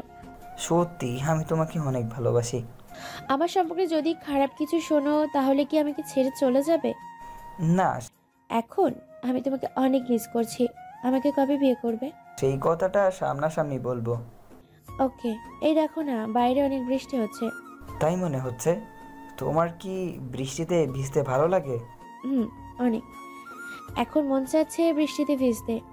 এত রাতে বৃষ্টিতে ভেজার কোনো দরকার নেই, ঠান্ডা লাগবে। ঠিক আছে। আচ্ছা আনাস, তুমি আমাকে কতটুকু বিশ্বাস করো? 100%। আর তুমি? আমি হার্টের পেশেন্ট। আনাস, বাবা আসছে মনে হয়, তোমাকে সকালে ফোন দিব। ওকে। এভাবে 1 সপ্তাহ চলে যায়। রাতের বেলা ফোনে কথা বলা আর দিনের বেলা মাঝে মাঝে দেখা করা। এই 1 সপ্তাহে আমাদের সম্পর্ক অনেক গভীর হয়ে যায়। একদিন রাত্রেবেলা বাইরে অনেক বৃষ্টি হচ্ছে। আমি সোমায়ের সাথে কথা বলছি। কথা বলা শেষ হলে ঘুমাতে যাব এমন সময় দরজায় টোকা পড়ে। কে জানি। আমি দরজা খুলে দেখি সাফা। আমি অবাক হয়ে বললাম, সাফা তুই এখানে এত রাতে আমার বাসায়? জান, রাগ করো না, আমি সামনের এক ফ্রেন্ডের বাসায় গেছিলাম, আসার সময় বৃষ্টি নামছে, একটু বসি, বৃষ্টি থামলে চলে যাব। তোকে দারোয়ান ঢুকতে দিয়েছে? দারোয়ানকে বলছি তুমি আমার ফ্রেন্ড লাগো, আর অনেক দিন আগের আমাদের একটা ছবি ছিল সেটা দেখিয়েছি, পরে আমাকে ছেড়ে দেয়। ভালো। আর তুই আমাকে জান বললি কেন? আমি যদি তোর প্রপোজ একসেপ্ট করতাম তাহলে তুই আমায় জান থাকতি না? তুই অ্যাকসেপ্ট করিস নাই, ভালো করেছিস। আর তুই আমাকে জান বলবি না? তাহলে কি বলবো জান? সাফা আমার শরীরে হাত দিতে আসে। এই একদম টাচ করবি না। ওকে। তুই তো ভিজে গিয়েছিস। ভেতরে আয়, এখানে দাঁড়া, কাপড় নিয়ে আসি। আমি মায়ের একটা কাপড় এনে সাফাকে দিলাম আর বাথরুম দেখিয়ে দিলাম। আমি আমার রুমে চলে গেলাম। এই মেয়ের মতিগতি একদম ভালো লাগছে না। সাবধানে থাকতে হবে আমাকে। নারী ফেতনা বড় ফেতনা। আমি আমার রুমে বসে আছি। বৃষ্টিতে আমার কোনো নামই নেই। মনে মনে নিয়ত করলাম এই মেয়ের দিকে তাকাবই না। তাকালেই কুচিন্তা চলে আসবে আর তাকে ভোগ করতে মন চাইবে। যেভাবেই হোক তার থেকে সাবধানে থাকতে হবে। একটু পর সাফা এসে বলল, আনাস, বৃষ্টি তো থামছেই না, আজ রাতটা এখানে থেকে যাই। আমি জানি তুই এই কথাই বলবি। এদিকে আসবি না, দরজার কাছে দাঁড়া। ওকে। বামে দেখ একটা রুম আছে, সেটার ভিতরে গিয়ে চুপচাপ শুয়ে পড়। কোনো কিচ্ছুই স্পর্শ করবি না। এত তাড়াহুড়ো কিসের? কাছে আয়, একটু কথা বলি। না, কোনো কথা নাই, চুপচাপ গিয়ে শুয়ে পড়। আমি বুঝি না, তোর 24 বছর বোধ হয়, তুই কি করে এখনো সিঙ্গেল আছিস? এই পর্যন্ত কোনো মেয়ে শরীর স্পর্শ করছিস? 24 বছরে কোনো মেয়ে শরীর স্পর্শ করছো না, তুমি তো ছেলে হওয়ার যোগ্যতাই রাখো না। তোর মতো ছেলেদের দেখ 5-10টা গার্লফ্রেন্ড, প্রতিদিন একজনের সাথে রাত কাটায়, আর তুই তুই তো ছেলে হিসাবে কলঙ্ক। দেখ তোর সামনে কে দাঁড়িয়ে আছে, আমি সাফা। তোকে আর কষ্ট করতে হবে না, আমি এসে গেছি, তোরা সিঙ্গেল থাকতে হবে। এই বলে সাফা এগোতে থাকে। আমি জানি সাফা আমাকে এসব কথা বলে আমাকে উত্তেজিত করতে চাচ্ছে, কিন্তু আমি তার ফাঁদে পা দিব না। না না, কোনোভাবেই না। আমি নিচে তাকিয়ে আছি। না না, এসব কি হচ্ছে আমার সাথে? সাফা আমার শরীরে হাত দিচ্ছে। আল্লাহ, তুমি আমাকে সেই শক্তি দিয়ে দাও, আমি যাতে শয়তানকে প্রতিহত করতে পারি। সাফা আমার শরীরে হাত দিয়ে আমার ঘাড়ে হাত বুলাতে যাবে, অমনি আমি তার হাত ধরে ফেলি। ধরে দাঁড় করিয়ে সাফাকে কষে একটা থাপ্পড় বসিয়ে দিই। সাফার ঘাড় ধরে আমি আমার রুম থেকে বের করে দিই। বললাম, তুই তো একটা বাজারের মেয়ে, তুই আমাকে কী সুখ দিবি? আর তোর থেকে ভালো মেয়ে আমার জন্য অপেক্ষা করছে। তুই তার ধারে কাছে আসার যোগ্যতাই রাখিস না। আমি একটু আগে সত্যিকারের শয়তানকে দেখেছি তোর মাঝে। কিন্তু সে আল্লাহ আমাকে রক্ষা করেছে। শোন, আরেকবার যদি আমাকে ডিস্টার্ব করিস তাহলে আমি দারোয়ানকে ডাক দিব, ঘাড় ধাক্কা দিয়ে বৃষ্টির ভেতরে বাসা থেকে বের করে দিব তোকে। তুই চুপচাপ বাম পাশের রুমে গিয়ে ঘুমিয়ে পড়। সাফা চুপচাপ পাশের রুমে গিয়ে দরজা লাগিয়ে দেয়। আমি আমার রুমে দরজা লাগিয়ে দেই, বিছানায় শুয়ে আল্লাহকে ধন্যবাদ দিচ্ছি। এখন যদি আমার সাথে সাফা যা করার করে ফেলতো, আর কোনোভাবে যদি এটা লোক জানাজানি হতো, তাহলে আমাকে এই বাজে মেয়ের সাথে বাকি জীবনটা কাটাতে হতো। না, পেতাম না সুমায়াকে, না পেতাম জীবনে কোনো শান্তি। সুমায়া বলেছিল যে কোনো বিপদে আল্লাহকে স্মরণ করতে। আজ বিপদের সময় আল্লাহকে স্মরণ করেছি। Thanks god. আমি সুমায়ার কথা চিন্তা করতে করতে ঘুমিয়ে গেলাম। সুমাইয়ার আনাসের সাথে দেখা হওয়ার পর থেকে সব সময় মন ভালো থাকে। রাতের বেলা ভালো ঘুম হয়। সকালবেলা উঠে আনাসের সাথে প্রথম কথা বলে। সুমাইয়া চাই, কিন্তু সেই রকম কোনো সুযোগই পাচ্ছে না। বিয়ের কথা বলবে আনাস বলে, বিয়ে তো তোমাকে আমি অবশ্যই করব, কিন্তু আর কিছুদিন পর। সুমাইয়া জিজ্ঞেস করে কেন? তখন আনাস বলে, কারণ বিয়ে করলে ডেট করার মজা চলে যাবে। বিয়ের আগে ইচ্ছে মতো ডেট করে নেই। আনাসের এই রকম পাগল মার্কা কথা শুনে সুমাইয়া মনে মনে হাসে। এই এক সপ্তাহ সুমাইয়ার ভেতর থেকে বুঝতে পারে সুমাইয়া আনাসকে মন থেকে ভালোবাসে। আনাসকে ছাড়া সুমাইয়া বাঁচতে পারবে না। প্রতিদিন রাতে সুমাইয়া আনাসের সাথে কথা বলে। কথা বলার সময় প্রতিদিন বলে, আমি তোমাকে অনেক ভালোবাসি আনাস, অনেক অনেক। আমি তোমাকে ছাড়া বাঁচবো না। কথাগুলো ভাবে আর কোলবালিশের আনাস ভেবে জড়িয়ে ধরে ঘুমিয়ে যায়। একদিন রাতে প্রচুর বৃষ্টি হচ্ছে আর আনাসের সাথে কথা বলে। কথা বলা শেষ হলে ঠিক করে সকালে আনাসের ওখানে গিয়ে তার বিধবা কথাটা শোনাবে। যেই ভাবা সেই কাজ। পরদিন সকালে সুমাইয়া আনাসের ওখানে যায়। দিনটা ছিল শুক্রবার, তাই অফিসের কোনো টেনশন নাই। আনাসের বাসার দরজার সামনে কলিং বেল চাপ দিল। একজন মেয়ে এসে দরজা খুলল। সুমাইয়া চোখে বিশ্বাস করতে পারছে না। আনাসের রুমে মেয়ে আসবে কোথা থেকে? আর কাউকে তো দেখছি না, শুধু একজন মেয়ে। কি আপনি? আর এইখানে কি? আপনাকে তো চেনা মনে হচ্ছে না। আমাকে চেনেন না? আমি আনাসের ভালোবাসা। আনাসের ভালোবাসা মানে? আনাসের এক্স আমি। আপনি আনাসের গার্লফ্রেন্ড? ইম্পসিবল। পসিবল? আর কাল রাতে আমরা খুব এনজয় করি একজন আরেকজনের সাথে। কিসের এনজয়? সাফা ভেতরের ভেজা কাপড়গুলো দেখিয়ে বলল, এইবার বুঝতে পারছেন? তাহলে এতদিন আনাস আমাকে ধোকা দিল। আপনি কে? আমি তার কেউ না। ও, বুঝতে পারছি। আপনিও আনাসের প্রতারতার শিকার। আর কতজনকে জানি এরকম ভোগ করেছে, অবশেষে আমার সাথে। আমি তাকে মন থেকে ভালোবাসতাম আপু, মন থেকে। সে আপনার সতীত্ব লুট করেছে। আপু, আপনি তার ফাঁদে পা দিয়েন না। কোথায় সে? রুমে নাক টেকে ঘুমোচ্ছে। আপনার গালে কিসের দাগ? গতকাল সে আমার গালে এমন কিস করেছে, একেবারে দাগ বানিয়ে ফেলেছে। সুমাইয়া এইসব কথা কানে বিশ্বাস করতে পারছে না। সুমাইয়া কাঁদতে কাঁদতে সেখান থেকে চলে আসে। নিজের বাসায় এসে দরজা বন্ধ করে জোরে জোরে কাঁদতে থাকে আর বলতে থাকে, আমি এটা কি শুনলাম? আনাস এত নিচু মনের মানুষ? সে একটা প্রতারক। সে কিভাবে আমার সাথে এরকম করতে পারলো? তার বাসায় একজন মেয়ে, এটা মেনে নেওয়া যাচ্ছে না। সে কেন মেয়ে আনবে? আনাস যতক্ষণ আমার সাথে কথা বলে ততক্ষণ মনে হয় মন থেকেই কথা বলে। তার মানে আনাস একটা প্রতারক। আমি কাকে এতদিন ভালোবেসেছিলাম? আজ থেকে তার সাথে আমার কোনো যোগাযোগ নেই। সাথে সাথে আনাসের নাম্বারে ব্লক লিস্টে ফেলে কাঁদতে লাগলো। দুপুরবেলা সুমাইয়া তার নানা বাড়ি চলে যায়, ঢাকার বাইরে।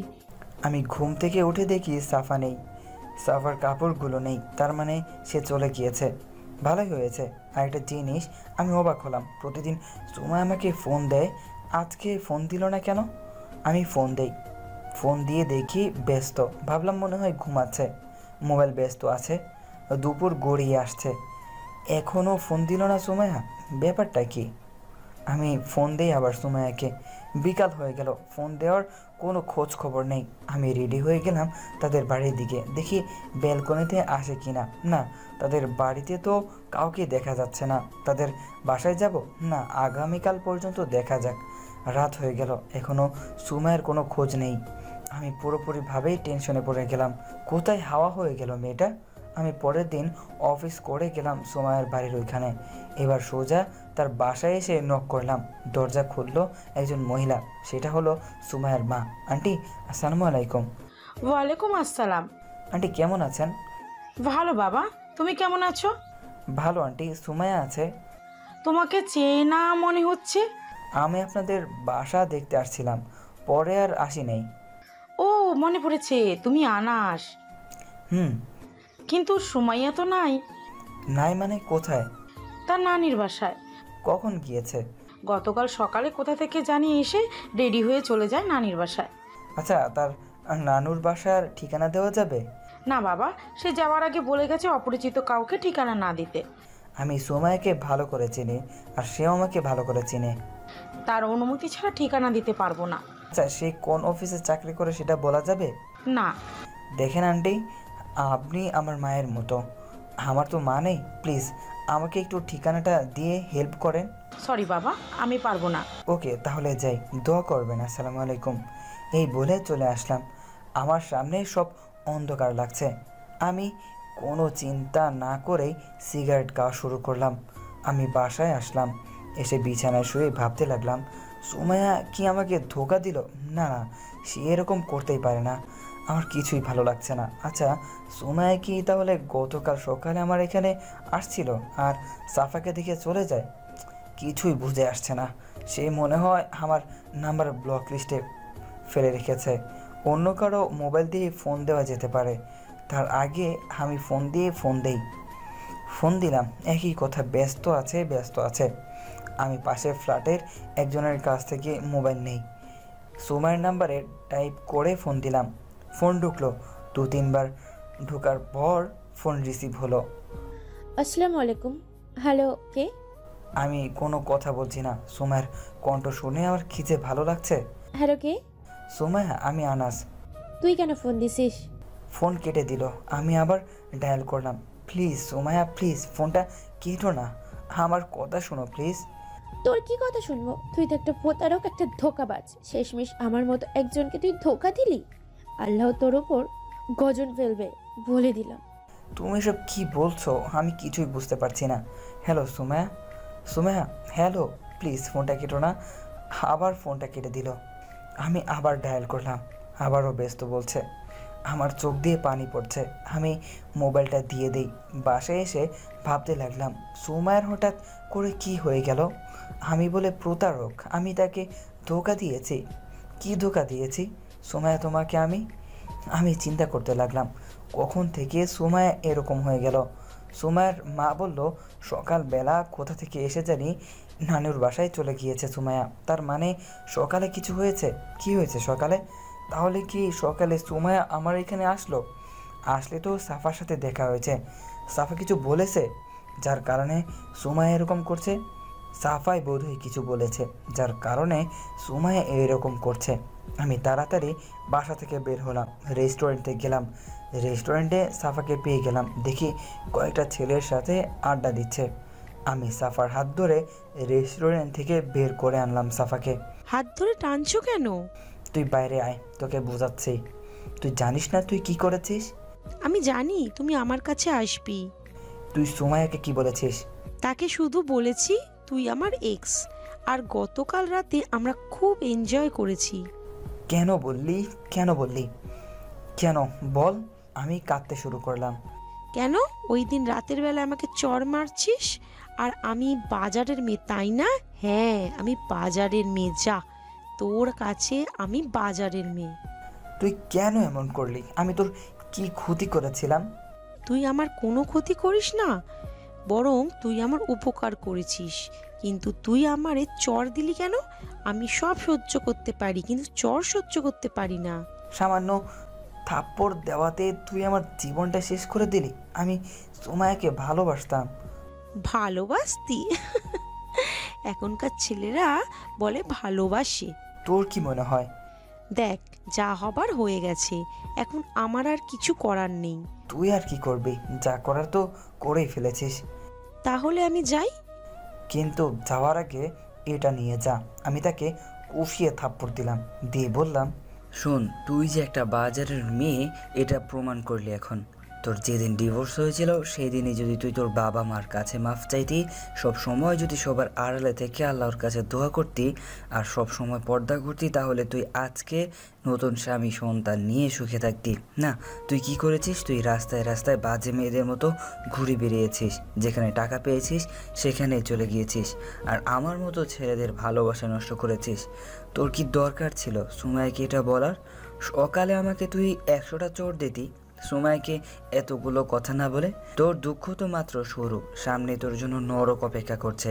এখনো সময় আছে ভালো হওয়ার, ভালো হয়ে যা। আর যেদিন তোর মনে হবে তুই আগের থেকে চেঞ্জ হয়ে গিয়েছিস, আগের থেকে ভালো হয়ে গিয়েছিস, তাহলে প্লিজ সুমাইয়াকে ফোন করে সব সত্যিগুলো বলে দিস। এক শ্বাসে কথাগুলো বলি। কোথা থেকে যেন দুজন ছেলে এসে বলল, আনাস ভাই, কোনো সমস্যা? না, আমার বাবা মা মারা যাওয়ার আগে এলাকায় বস ছিলাম। আনাস বললে আমাকে সবাই চিনত। বাবা মা মারা যাওয়ার পর এসব ছেড়ে দেয়, কিন্তু এলাকায় যদি কোনো সমস্যা হয় তাহলে বিচার করার জন্য এখনও আমাকে ডাক দেয়। এলাকায় পাওয়ার না বললেই ভুল হবে, যেহেতু এই এলাকায় আমার জন্ম, তাহলে পাওয়ার তো থাকবেই। দুজনকে আমি চিনি, তারা আমার আগের ফ্রেন্ড ছিল, কিন্তু মা বাবা মারা যাওয়ার পর আস্তে আস্তে বন্ধু কমাতে থাকি, আস্তে আস্তে সৈন্যর কথাই আমার ফ্রেন্ড। এখন আমি একাই চলি। আমি চলে আসি বাসায় এসে সুমাইয়ার কথা চিন্তা করতে করতে ঘুমিয়ে গেলাম। সুমাইয়ার নানা বাড়ি চলে আসে আনাসের থেকে দূরে থাকতে, কারণ আনাস একটা ধোঁকাবাজ। সুমাইয়ার কেন জানি মনে হচ্ছে আনাস এইরকম না। অচেনা একটা মেয়ের কথা শুনে আনাসকে যা ইচ্ছে তাই বলছে। ধুর, খারাপ না হলে বলেছে। এখন যে কি করেই হোক আনাসকে ভুলে থাকতে হবে। এভাবে কষ্ট করে 1 মাস চলে যায়। মামার বাড়ি এখন আর আনাসকে এত মনে পড়ে না, কারণ দোষটা তার। 6 সপ্তাহ পর সুমাইয়া বাড়ি যায়। সুমাইয়া মামার বাড়ি থেকে অফিস করছে। বাড়ি এসে সকাল বিকাল বেলকনিতে দাঁড়িয়ে আছে। এমন সময় দেখে আনাস। ভেতরটা কেমন যেন চিনচিন করে ওঠে। সে ভেতরে চলে যায়। ভেতরে গিয়ে আগের স্মৃতিগুলো মনে করতে থাকে। কে জানি কলিং বেল চাপ দিল। সুমাইয়ার মা গিয়ে দরজা খুলল, দেখে আনাস। বাবা, কি প্রয়োজন? আন্টি সুমাইয়া। সুমাইয়া যায়, গিয়ে আনাসকে কাছ থেকে দেখে। আনাসকে দেখে হৃদয়টা মোচড় দিয়ে ওঠে সুমাইয়ার। সময় তোকে কে জানি ডাকছে। কি চান আপনি?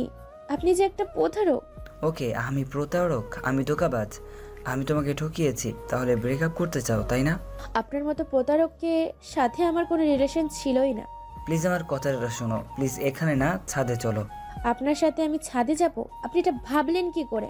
প্লিজ আমাকে একা রেখে যেও না, আমার জীবনে কেউ নেই। ভেবেছিলাম তোমাকে আপন করে তোমার সাথে বাকি জীবনটা পার করে দিব। প্লিজ আমাকে একা রেখে চলে যেও না। এই 6 সপ্তাহের প্রত্যেকটা দিন আমি এখানে এসেছি। প্লিজ সুমাইয়া চলো। ওকে, দাঁড়ান। সুমাইয়া ভেতর থেকে মোবাইলটা নেয়, ভালো করে একটা ওড়না পরে নিকাব বানিয়ে আর আনাসের সাথে ছাদে যায়। আনাস বলে, তুমি কিন্তু আমাকে বলেছিলে তুমি আমাকে 100% বিশ্বাস করো। বলেছিলাম, কিন্তু এখন না। তুমি এখন আর আমাকে বিশ্বাস করো না? না, আর কেউ বা করব, কারণ আপনি মেয়েদের সতীত্ব লুট করেছেন। আপনি কত মেয়েকে ধোঁকা দিয়েছেন, শেষমেশ আমাকে। তাকে আমি কেন বিশ্বাস করব? তোমাকে এইসব কথা সাফা বলেছে তাই না? শোনো আমার কথা শোনো। ওই সাফা হলো একটা বাজে মেয়ে। সে আমাদের ক্লাস ফ্রেন্ড ছিল। ডিভোর্স হওয়ার পর থেকে সে রাস্তায় রাস্তায় বাজে মেয়েদের মতো ঘুরে বেড়ায়। ওই দিন রাতে, সেদিন সকালে তুমি আমার কাছে এসেছিলে, তার আগের দিন রাতে প্রচণ্ড বৃষ্টি ছিল। তোমার সাথে কথা বলার পর সে আসে আমার এখানে, বলে ফ্রেন্ডের বাসা থেকে তার বাসায় যাচ্ছে, এর মধ্যে বৃষ্টি নেমে আসে, তাই আমার বাসায় এসেছে। তাই আমি তাকে ভিতরে এনে তাকে থাকতে দিয়েছি। সে রাতে অপকর্মের জন্য আহ্বান করে, কিন্তু তাকে আমি চট দিয়ে রুম থেকে বের করে দিই। আর এই ভিজা কাপড়গুলো? এগুলো হলো গত রাতে বৃষ্টিতে ভিজে বাসায় আসছিল সেইগুলো। বিশ্বাস করো, আমি একটা কথাও মিথ্যা বলি নাই। Nice story. এইভাবে গল্প বানিয়ে আর কত মেয়েকে ফাঁদে ফেলবেন? ভোগ করেছেন। আর এইসব কথা বলো না, আমি সহ্য করতে পারছি না। প্লিজ আমার কথাগুলো বিশ্বাস করো। আপনার কথার মধ্যে আমার এক বন্ধুও বিশ্বাস নেই। কে জানি সুমাইয়া মোবাইলে কল দিল। সুমাইয়া ধরে আনাসের থেকে দূরে চলে যায়। আসসালামু আলাইকুম। কে? আমি সাফা। কেন ফোন করেছেন? আবার আনাসের নামে কিছু বলবেন? প্লিজ, বলার দরকার নেই। না, আনাসের নামে কিছু বলবো না। তাহলে কেন ফোন করলেন? আসলে ওই দিন সকালে সবগুলো কথা আমি মিথ্যে বলেছিলাম। কি? সব কথা আমি আপনার কাছে বানিয়ে বানিয়ে বলেছি। কি? কারণ গত রাতে সে আমাকে চড় দিয়েছিল, সেই রাগে আমি তার নামে সব বানিয়ে বানিয়ে মিথ্যে বলেছি যাতে আপনাদের ব্রেকআপ হয়। সে কেন আপনাকে চড় দিবে? কারণ তাকে আমি রাতে অপকর্মে আহ্বান করেছিলাম, তার কারণ একটা চড় খেয়েছি। আর ওই ভিজে কাপড়গুলো রাতের বৃষ্টিতে ভেজা কাপড়। সুমাইয়া, আসলে তুমি তাকে এখনো চিনতে পারোনি।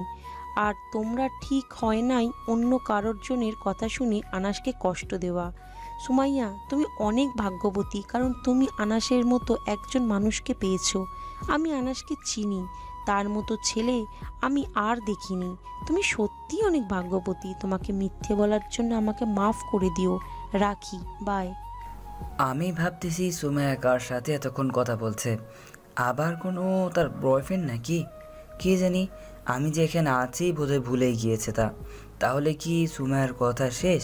তার মানে আমাদের সম্পর্ক এখানেই শেষ। যেহেতু এখানে থেকে লাভ কি, চলেই যাই। আমি হাঁটা শুরু করলাম। আনাস ডাকে পেছনে তাকাই, দেখি সুমাইয়া আমাকে দৌড়ে এসে জড়িয়ে ধরে বলল, সরি আনাস, সরি, আমি তোমাকে অনেক কষ্ট দিয়েছি, প্লিজ আমাকে ক্ষমা করে দাও। এই বলে আমাকে জড়িয়ে ধরে কাঁদতে লাগলো। আমি জানতাম একদিন তুমি সত্যি কথাটা জানবে। সরি, আমাকে মাফ করে দাও। তোমার উপর আমার কোনো রাগ নেই, আমি এটাই চেয়েছিলাম তুমি আবার ফিরে আসো আমার কাছে। আমি তোমাকে অনেক ভালোবাসি। আর আমিও। এখন নেকআপটা খুলো। সুমাইয়া নেকআপ খুলে আমি তাকে কিস করতে যাব, এমন সময় সে আমার মুখে হাত দিয়ে বলে, যা শয়তান, এখন না, প্লিজ একটু। বিয়ের দিন মন ভরে দিই। কবে বিয়ে করবে? তুমি কবে করবা? আমার মন চাচ্ছে এখনই করে ফেলতে। তোমাকে কিছু কথা বলা দরকার। বলো, আজ আমি তোমার সব কথা শুনবো। সে কথা শোনার পর তুমি আমাকে বিয়ে নাও করতে পারো। তাহলে থাক, পরে বইলো। না, এখন বলবো। আচ্ছা বলো। আমি বিবাহিত। মানে হোয়াট? আমার একজন স্বামী ছিল, আমার আরো 3 বছর আগে বিয়ে হয়। তাহলে তোমার স্বামী কোথায়? মারা গেছে বিয়ের 1 মাস পর। তার মানে তুমি বিধবা? আমাকে আগে বলো নাই কেন? আমি তোমাকে বলতে চেয়েছিলাম, কিন্তু সে সুযোগ তুমি আমাকে দাও নাই। ও আমি চিন্তায় পড়ে গেলাম। এতদিন একটা বিধবা মেয়ের সাথে রিলেশন করলাম আমি বললাম, সুমাইয়া সন্ধ্যা নেমে এসেছে, বাসায় চলে যাও। সুমাইয়া চলে যায়, আমি বাসায় আসি। বাসায় এসে আমি চিন্তার রাজ্যে পাড়ি জমালাম। শেষমেশ আমি একটা বিধবা মেয়ের প্রেমে পড়লাম। শিট, আমার আগেই তার কথাটা শোনার দরকার ছিল, তাহলে এত দিনে তাকে আমি মানিয়ে নিতে পারতাম। না, সুমাইয়াকে ভোলা সহজ না আমার পক্ষে। আমি ভাবছিলাম আমি হব তার মুখ দেখা প্রথম ব্যক্তি, আমি হব তাকে কিস করার প্রথম ব্যক্তি। ও শিট, তার এই জন্য এত কষ্ট করলাম, এখন তাকে ছেড়ে দেওয়া তো সম্ভব না। এমন সময় সুমাইয়ার কল। কিছু না। আমি তোমাকে কষ্ট দিতে চাইনি। না, কিসের কষ্ট? তোমার সাথে রিলেশন হওয়ার পর থেকে তো কষ্টের ভিতরেই আছি। সরি, সব দোষ আমার। কারো দোষ নেই। তোমার যদি আমার ভালো না লাগে তাহলে থাক, আমি মেনে নিতে পারবো। সুমাইয়া, আমি তোমাকে ভালোবাসি, তুমি শুধু আমাকে জাস্ট কিছুটা সময় দাও। ওকে, রাখি, বাই। যতই কথা বলো সুমাইয়া, আমি তোমাকে ভুলতে পারবো না, আর ভোলা বোধহয় সম্ভব না। আমি ভাবলাম বিধবা হয়েছে তো কি হয়েছে, আর সুমাইয়াকে ছাড়া আমি বাঁচবো না। সুমাইয়া, আমি তোমাকে ভালোবাসি। তাহলে সুমাইয়া আমার সিনিয়র বিধবা বউ। সুমাইয়া, আমি বিয়ে করলে তোমাকেই বিয়ে করব। আমি সুমাইয়াকে কল্পনা করে ঘুমিয়ে পড়ি। সকালে ঘুম থেকে উঠে অফিসে গেলাম, গিয়ে কাজে মনোযোগ দিলাম। একজন লোক এসে বলল, বস আমাকে ডেকেছে। আমি বসের রুমে গেলাম। স্যার, কিছু বলবেন? বসো। আমি বসলাম। দেখো, তুমি অনেকদিন ধরে অফিসে কাজ করছো, তুমি আমাদের বিশ্বাস অর্জন করছো। তোমার কাজের প্রতি আমি অনেক খুশি। Thank you sir. দেখো, আমাদের আর এইরকম কোনো কাজের লোক প্রয়োজন নেই পিয়নের কাজ করার, তাই তুমি চাকরিটা ছেড়ে দিতে পারো। কিন্তু স্যার, আমার ভুলটা কি বলেন? তোমার কোনো ভুল নাই, আমার আর পিয়ন লাগবে না। ওকে স্যার, আমি চলে আসি। সেই রেস্টুরেন্টে গিয়ে বসলাম, কিছুই ভালো লাগছে না। এমনিতেই এক প্যারায় আছি, আরেক দিকে দিয়ে চাকরিটা চলে গেল। সুমাইয়াকে একটা ফোন দেই। হ্যালো সুমাইয়া, কি করো? মাত্র গোসল করলাম। ভালো, একটা ব্যাড নিউজ আছে। কি ব্যাড নিউজ? আমার না চাকরিটা চলে গিয়েছে। তাদের বলে আর পিয়ন দরকার নেই। তুমি এত টেনশন কেন করছো? আমি আছি না। আমি চাকরি করব, আর তুমি বাড়ির ভেতরের কাজ সামলাবা। সত্যি? হুম। তুমি কি বাইরে বের হবে?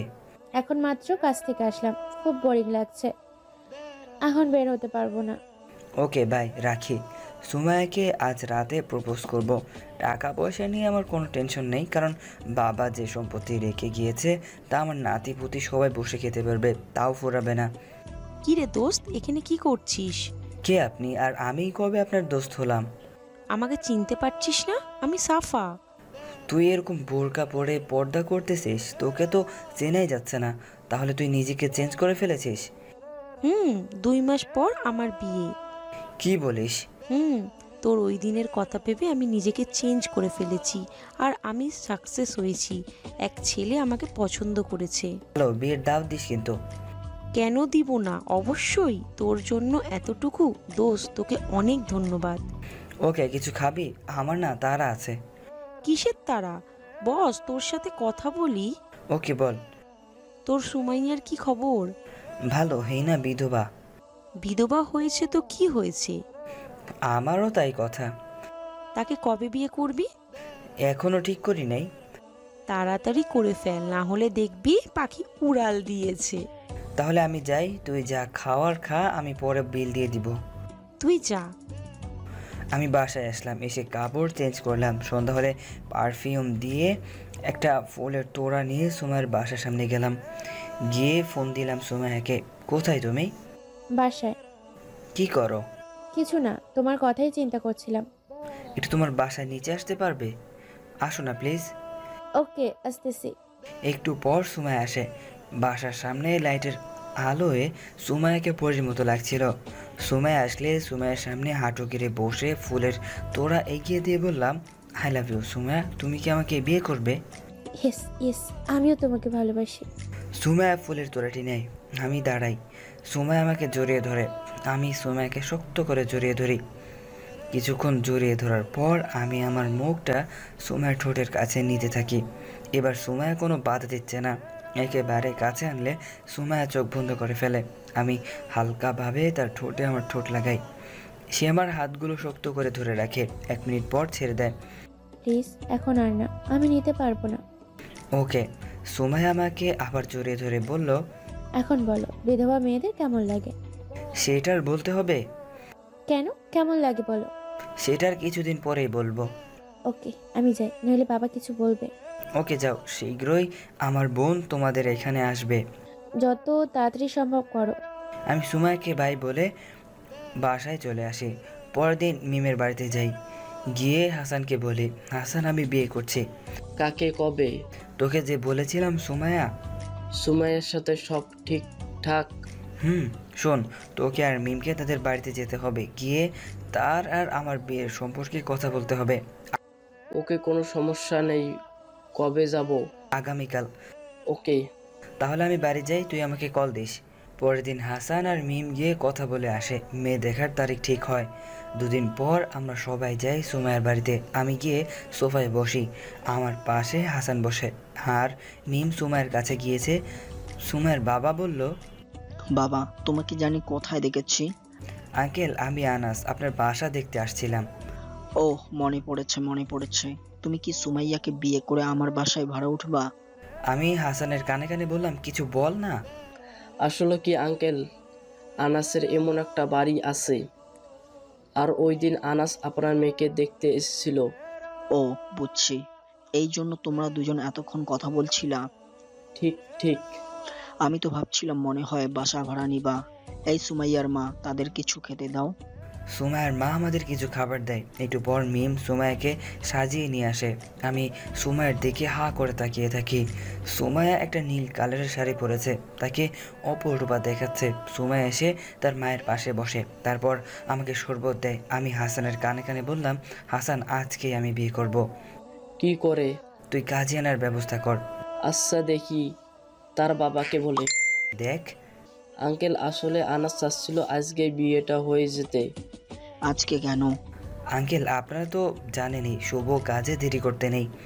অসুবিধা কি আজকে, যেহেতু তুমি বলছো তাহলে আমি বলি আজকেই হোক। আমিও তাই বলি। আমি তাই বলি। দেখ সুমাইয়া কি বলে। সুমাইয়া আজকে তোকে বিয়ে করতে চাচ্ছে, তুই কিছু বলবি? আসলে আমি সুমাইয়ের সাথে কথা বলতে চাই। কেন নয়, যাও। আমি আর সুমাই একটা রুমে গেলে সুমাইয়া বলে, তোমার কি হয়েছে, আজকেই কেন বিয়ে করতে চাচ্ছ? কেন, তোমার কোনো সমস্যা? না, তাহলে? কৌতূহল বশত। শোনো, এখন আমি তোমাকে দেখতে এসেছি, এখন আমি তোমাকে দেখে বলবো তোমাকে পছন্দ হয়েছে, তারপর বিয়ের তারিখ ঠিক হবে কখন, 1 থেকে 2 মাস পর। আমি এতদিন অপেক্ষা করতে চাই না। কেন? কারণ তোমাকে আমি আজ নতুন রূপে দেখেছি। তারপর এটা নিয়ে মানুষ কত কথা তুলবে না, তোমার আত্মীয় স্বজন। আমি চিন্তায় পড়ে গেলাম। সুমাইয়ের কথাও তো ঠিক, আত্মীয় স্বজন কি বলবে, তাদের না জানিয়ে বিয়ে করলে, দাওয়াত না দিলে? না, সম্ভব না। তুমি ঠিকই বলেছ। তাহলে এখন যেভাবে হওয়ার কথা সেভাবেই হবে। কতদিন? দেখি কতদিনে করা যায়। সুমাই আমাকে জড়িয়ে ধরে বলে, যত তাড়াতাড়ি সম্ভব করো। হুম। তোমার জন্য একটা চাকরির ব্যবস্থা করছি। কোথায়? কি বলো, সত্যি? সত্যি। আমি আস্তে আস্তে সুমাইকে ছেড়ে দেই। কোন জায়গায়, খুলে বলো। আমার এক ক্লোজ বান্ধবীর এক কোম্পানির ম্যানেজার, 2 দিন আগে তার সাথে কথা হয়। আমি জিজ্ঞেস করেছিলাম তার অফিসে কোনো পোস্ট খালি আছে নাকি। সে বলল আগে আছে, তারপর আমি তোমার সিভিটা তাকে দিই। তারপর আজ সকালে সে কনফার্ম করে চাকরি হয়ে গেছে, বলছে আগামীকাল থেকে জয়েন দিতে। তোমাকে কি বলে যে ধন্যবাদ দিব। ধন্যবাদ দিতে হবে না, এটা আমি তোমার জন্য এমনিতেই করতাম। ওকে, চলো আমরা যাই। আমরা দুজন চলে গেলাম। গিয়ে আমি বললাম, আজকে বিয়ে হবে না, যেভাবে হওয়ার কথা সেভাবে হবে। ওকে, তুমি তাহলে কবে বলো? আঙ্কেল 1 সপ্তাহ পরে দিন। এত তাড়াতাড়ি সম্ভব? তাহলে আপনি বলেন। 1 সপ্তাহের জায়গায় 2 সপ্তাহ দিলে ভালো হবে। ওকে, আমি পরের দিন অফিসে গিয়ে জয়েন করি। এভাবেই 2 সপ্তাহ চলে যায়। আগামীকাল আমার আর সুমাইয়ের বিবাহ। আমার ঢাকায় আত্মীয় স্বজন ও গ্রামের আত্মীয় স্বজনকে, বন্ধু বান্ধব সবাইকে দাওয়াত দেই। খালি 2 জন বাদে, সেই 2 জন হলো আমার মা বাবা। আজ মা আর বাবার কথা অনেক মনে পড়ছে। বাবা মা, আজ তোমরা 2 জন থাকলে কতই না আনন্দ হতো, কতই না ভালো লাগতো। হে আল্লাহ, পৃথিবীতে এত মা বাবা থাকতে তুমি আমার মা বাবাকে কেন নিয়ে গেলে? আমি বিকালবেলা কবরস্থানে যাই। বাড়িতে অনেক মানুষ। আমি আসরের নামাজ পড়ে বাবা মার কবরের কাছে যাই, গিয়ে তাদের জন্য দোয়া করি। তারপর সন্ধ্যাবেলায় বাড়ি ফিরে আসি। আমার মন একটু ভালো না। মিম আমার মুখ দেখে জিজ্ঞাসা করে, ভাই তোকে কেমন বিষণ্ণ দেখাচ্ছে? মা বাবার কথা মনে পড়ছে, তাই এমন দেখাচ্ছে। মিম মা আর বাবার কথা শুনে কেঁদে দিল। অনেক জোরে জোরে কাঁদতে থাকে। আমার চোখ দিয়ে পানি পড়ছে। মিম বলে, মা আর বাবা থাকলে কতই না আনন্দ হতো। হে আল্লাহ, আমার মা বাবা কি দোষ করেছিল, তুমি তাদের দুনিয়া থেকে উঠাইয়া নিলা। আমি মিমকে জড়িয়ে ধরে সান্ত্বনা দিতে থাকি। একটু পর জাকি আসে। মা, মামা, তোমরা কাঁদছো কেন? তোমার নানা নানির জন্য। নানা নানিরা মারা গেছে? তার জন্যই। আসো, কোলে আসো। আমি জাকিয়াকে কোলে করে ছাদে নিয়ে যাই। ছাদে জাকিয়ার সাথে কিছুক্ষণ পাকনা কথা শুনি আর হাসতে থাকি। সুমাইয়া ফোন দেয় ভিডিও কলে। আমি কিছুক্ষণ সুমাইয়ার সাথে কথা বলি। রাতের বেলায় গায়ে হলুদ হয়। আমাদের বিয়ে হয় কমিউনিটি সেন্টারে। সুন্দর করে আমাদের বিয়ে সম্পন্ন হয়। আমি একটু পর বাসর ঘরে ঢুকবো। আমি বাইরে হাঁটাহাঁটি করে বাসর ঘরে ঢুকলাম। দেখি সুমাইয়া ঘুমটা দিয়ে বসে আছে। আমি গিয়ে ঘুমটা উঠাই। এত দেরি করলা কেন? কোথায়? আচ্ছা আনাস, তুমি আমাকে কতটুকু ভালোবাসো? অনেক। শোনো, আজ থেকে আমি তোমাকে সংক্ষিপ্তভাবে সুমু ডাকবো। ওকে। অনেক গরম করছে, গয়নাগুলো খুলে দাও। কোথায় গরম? যা শয়তান, খুলে দাও। আমি আস্তে আস্তে সুমাইয়ের গহনা খুলে দেই। আমার হাতের স্পর্শ পেয়ে সুমাইয়ের কি যেন হয়ে যায়, কেঁপে কেঁপে ওঠে। আমার মাথা দৌড়ে ঠোঁটের সাথে ঠোঁট লাগিয়ে দেয়। অনেকক্ষণ পর ছাড়লে আমিও বাকিটা ইতিহাস। টাটা, দেখা হচ্ছে অন্য একটা গল্পে।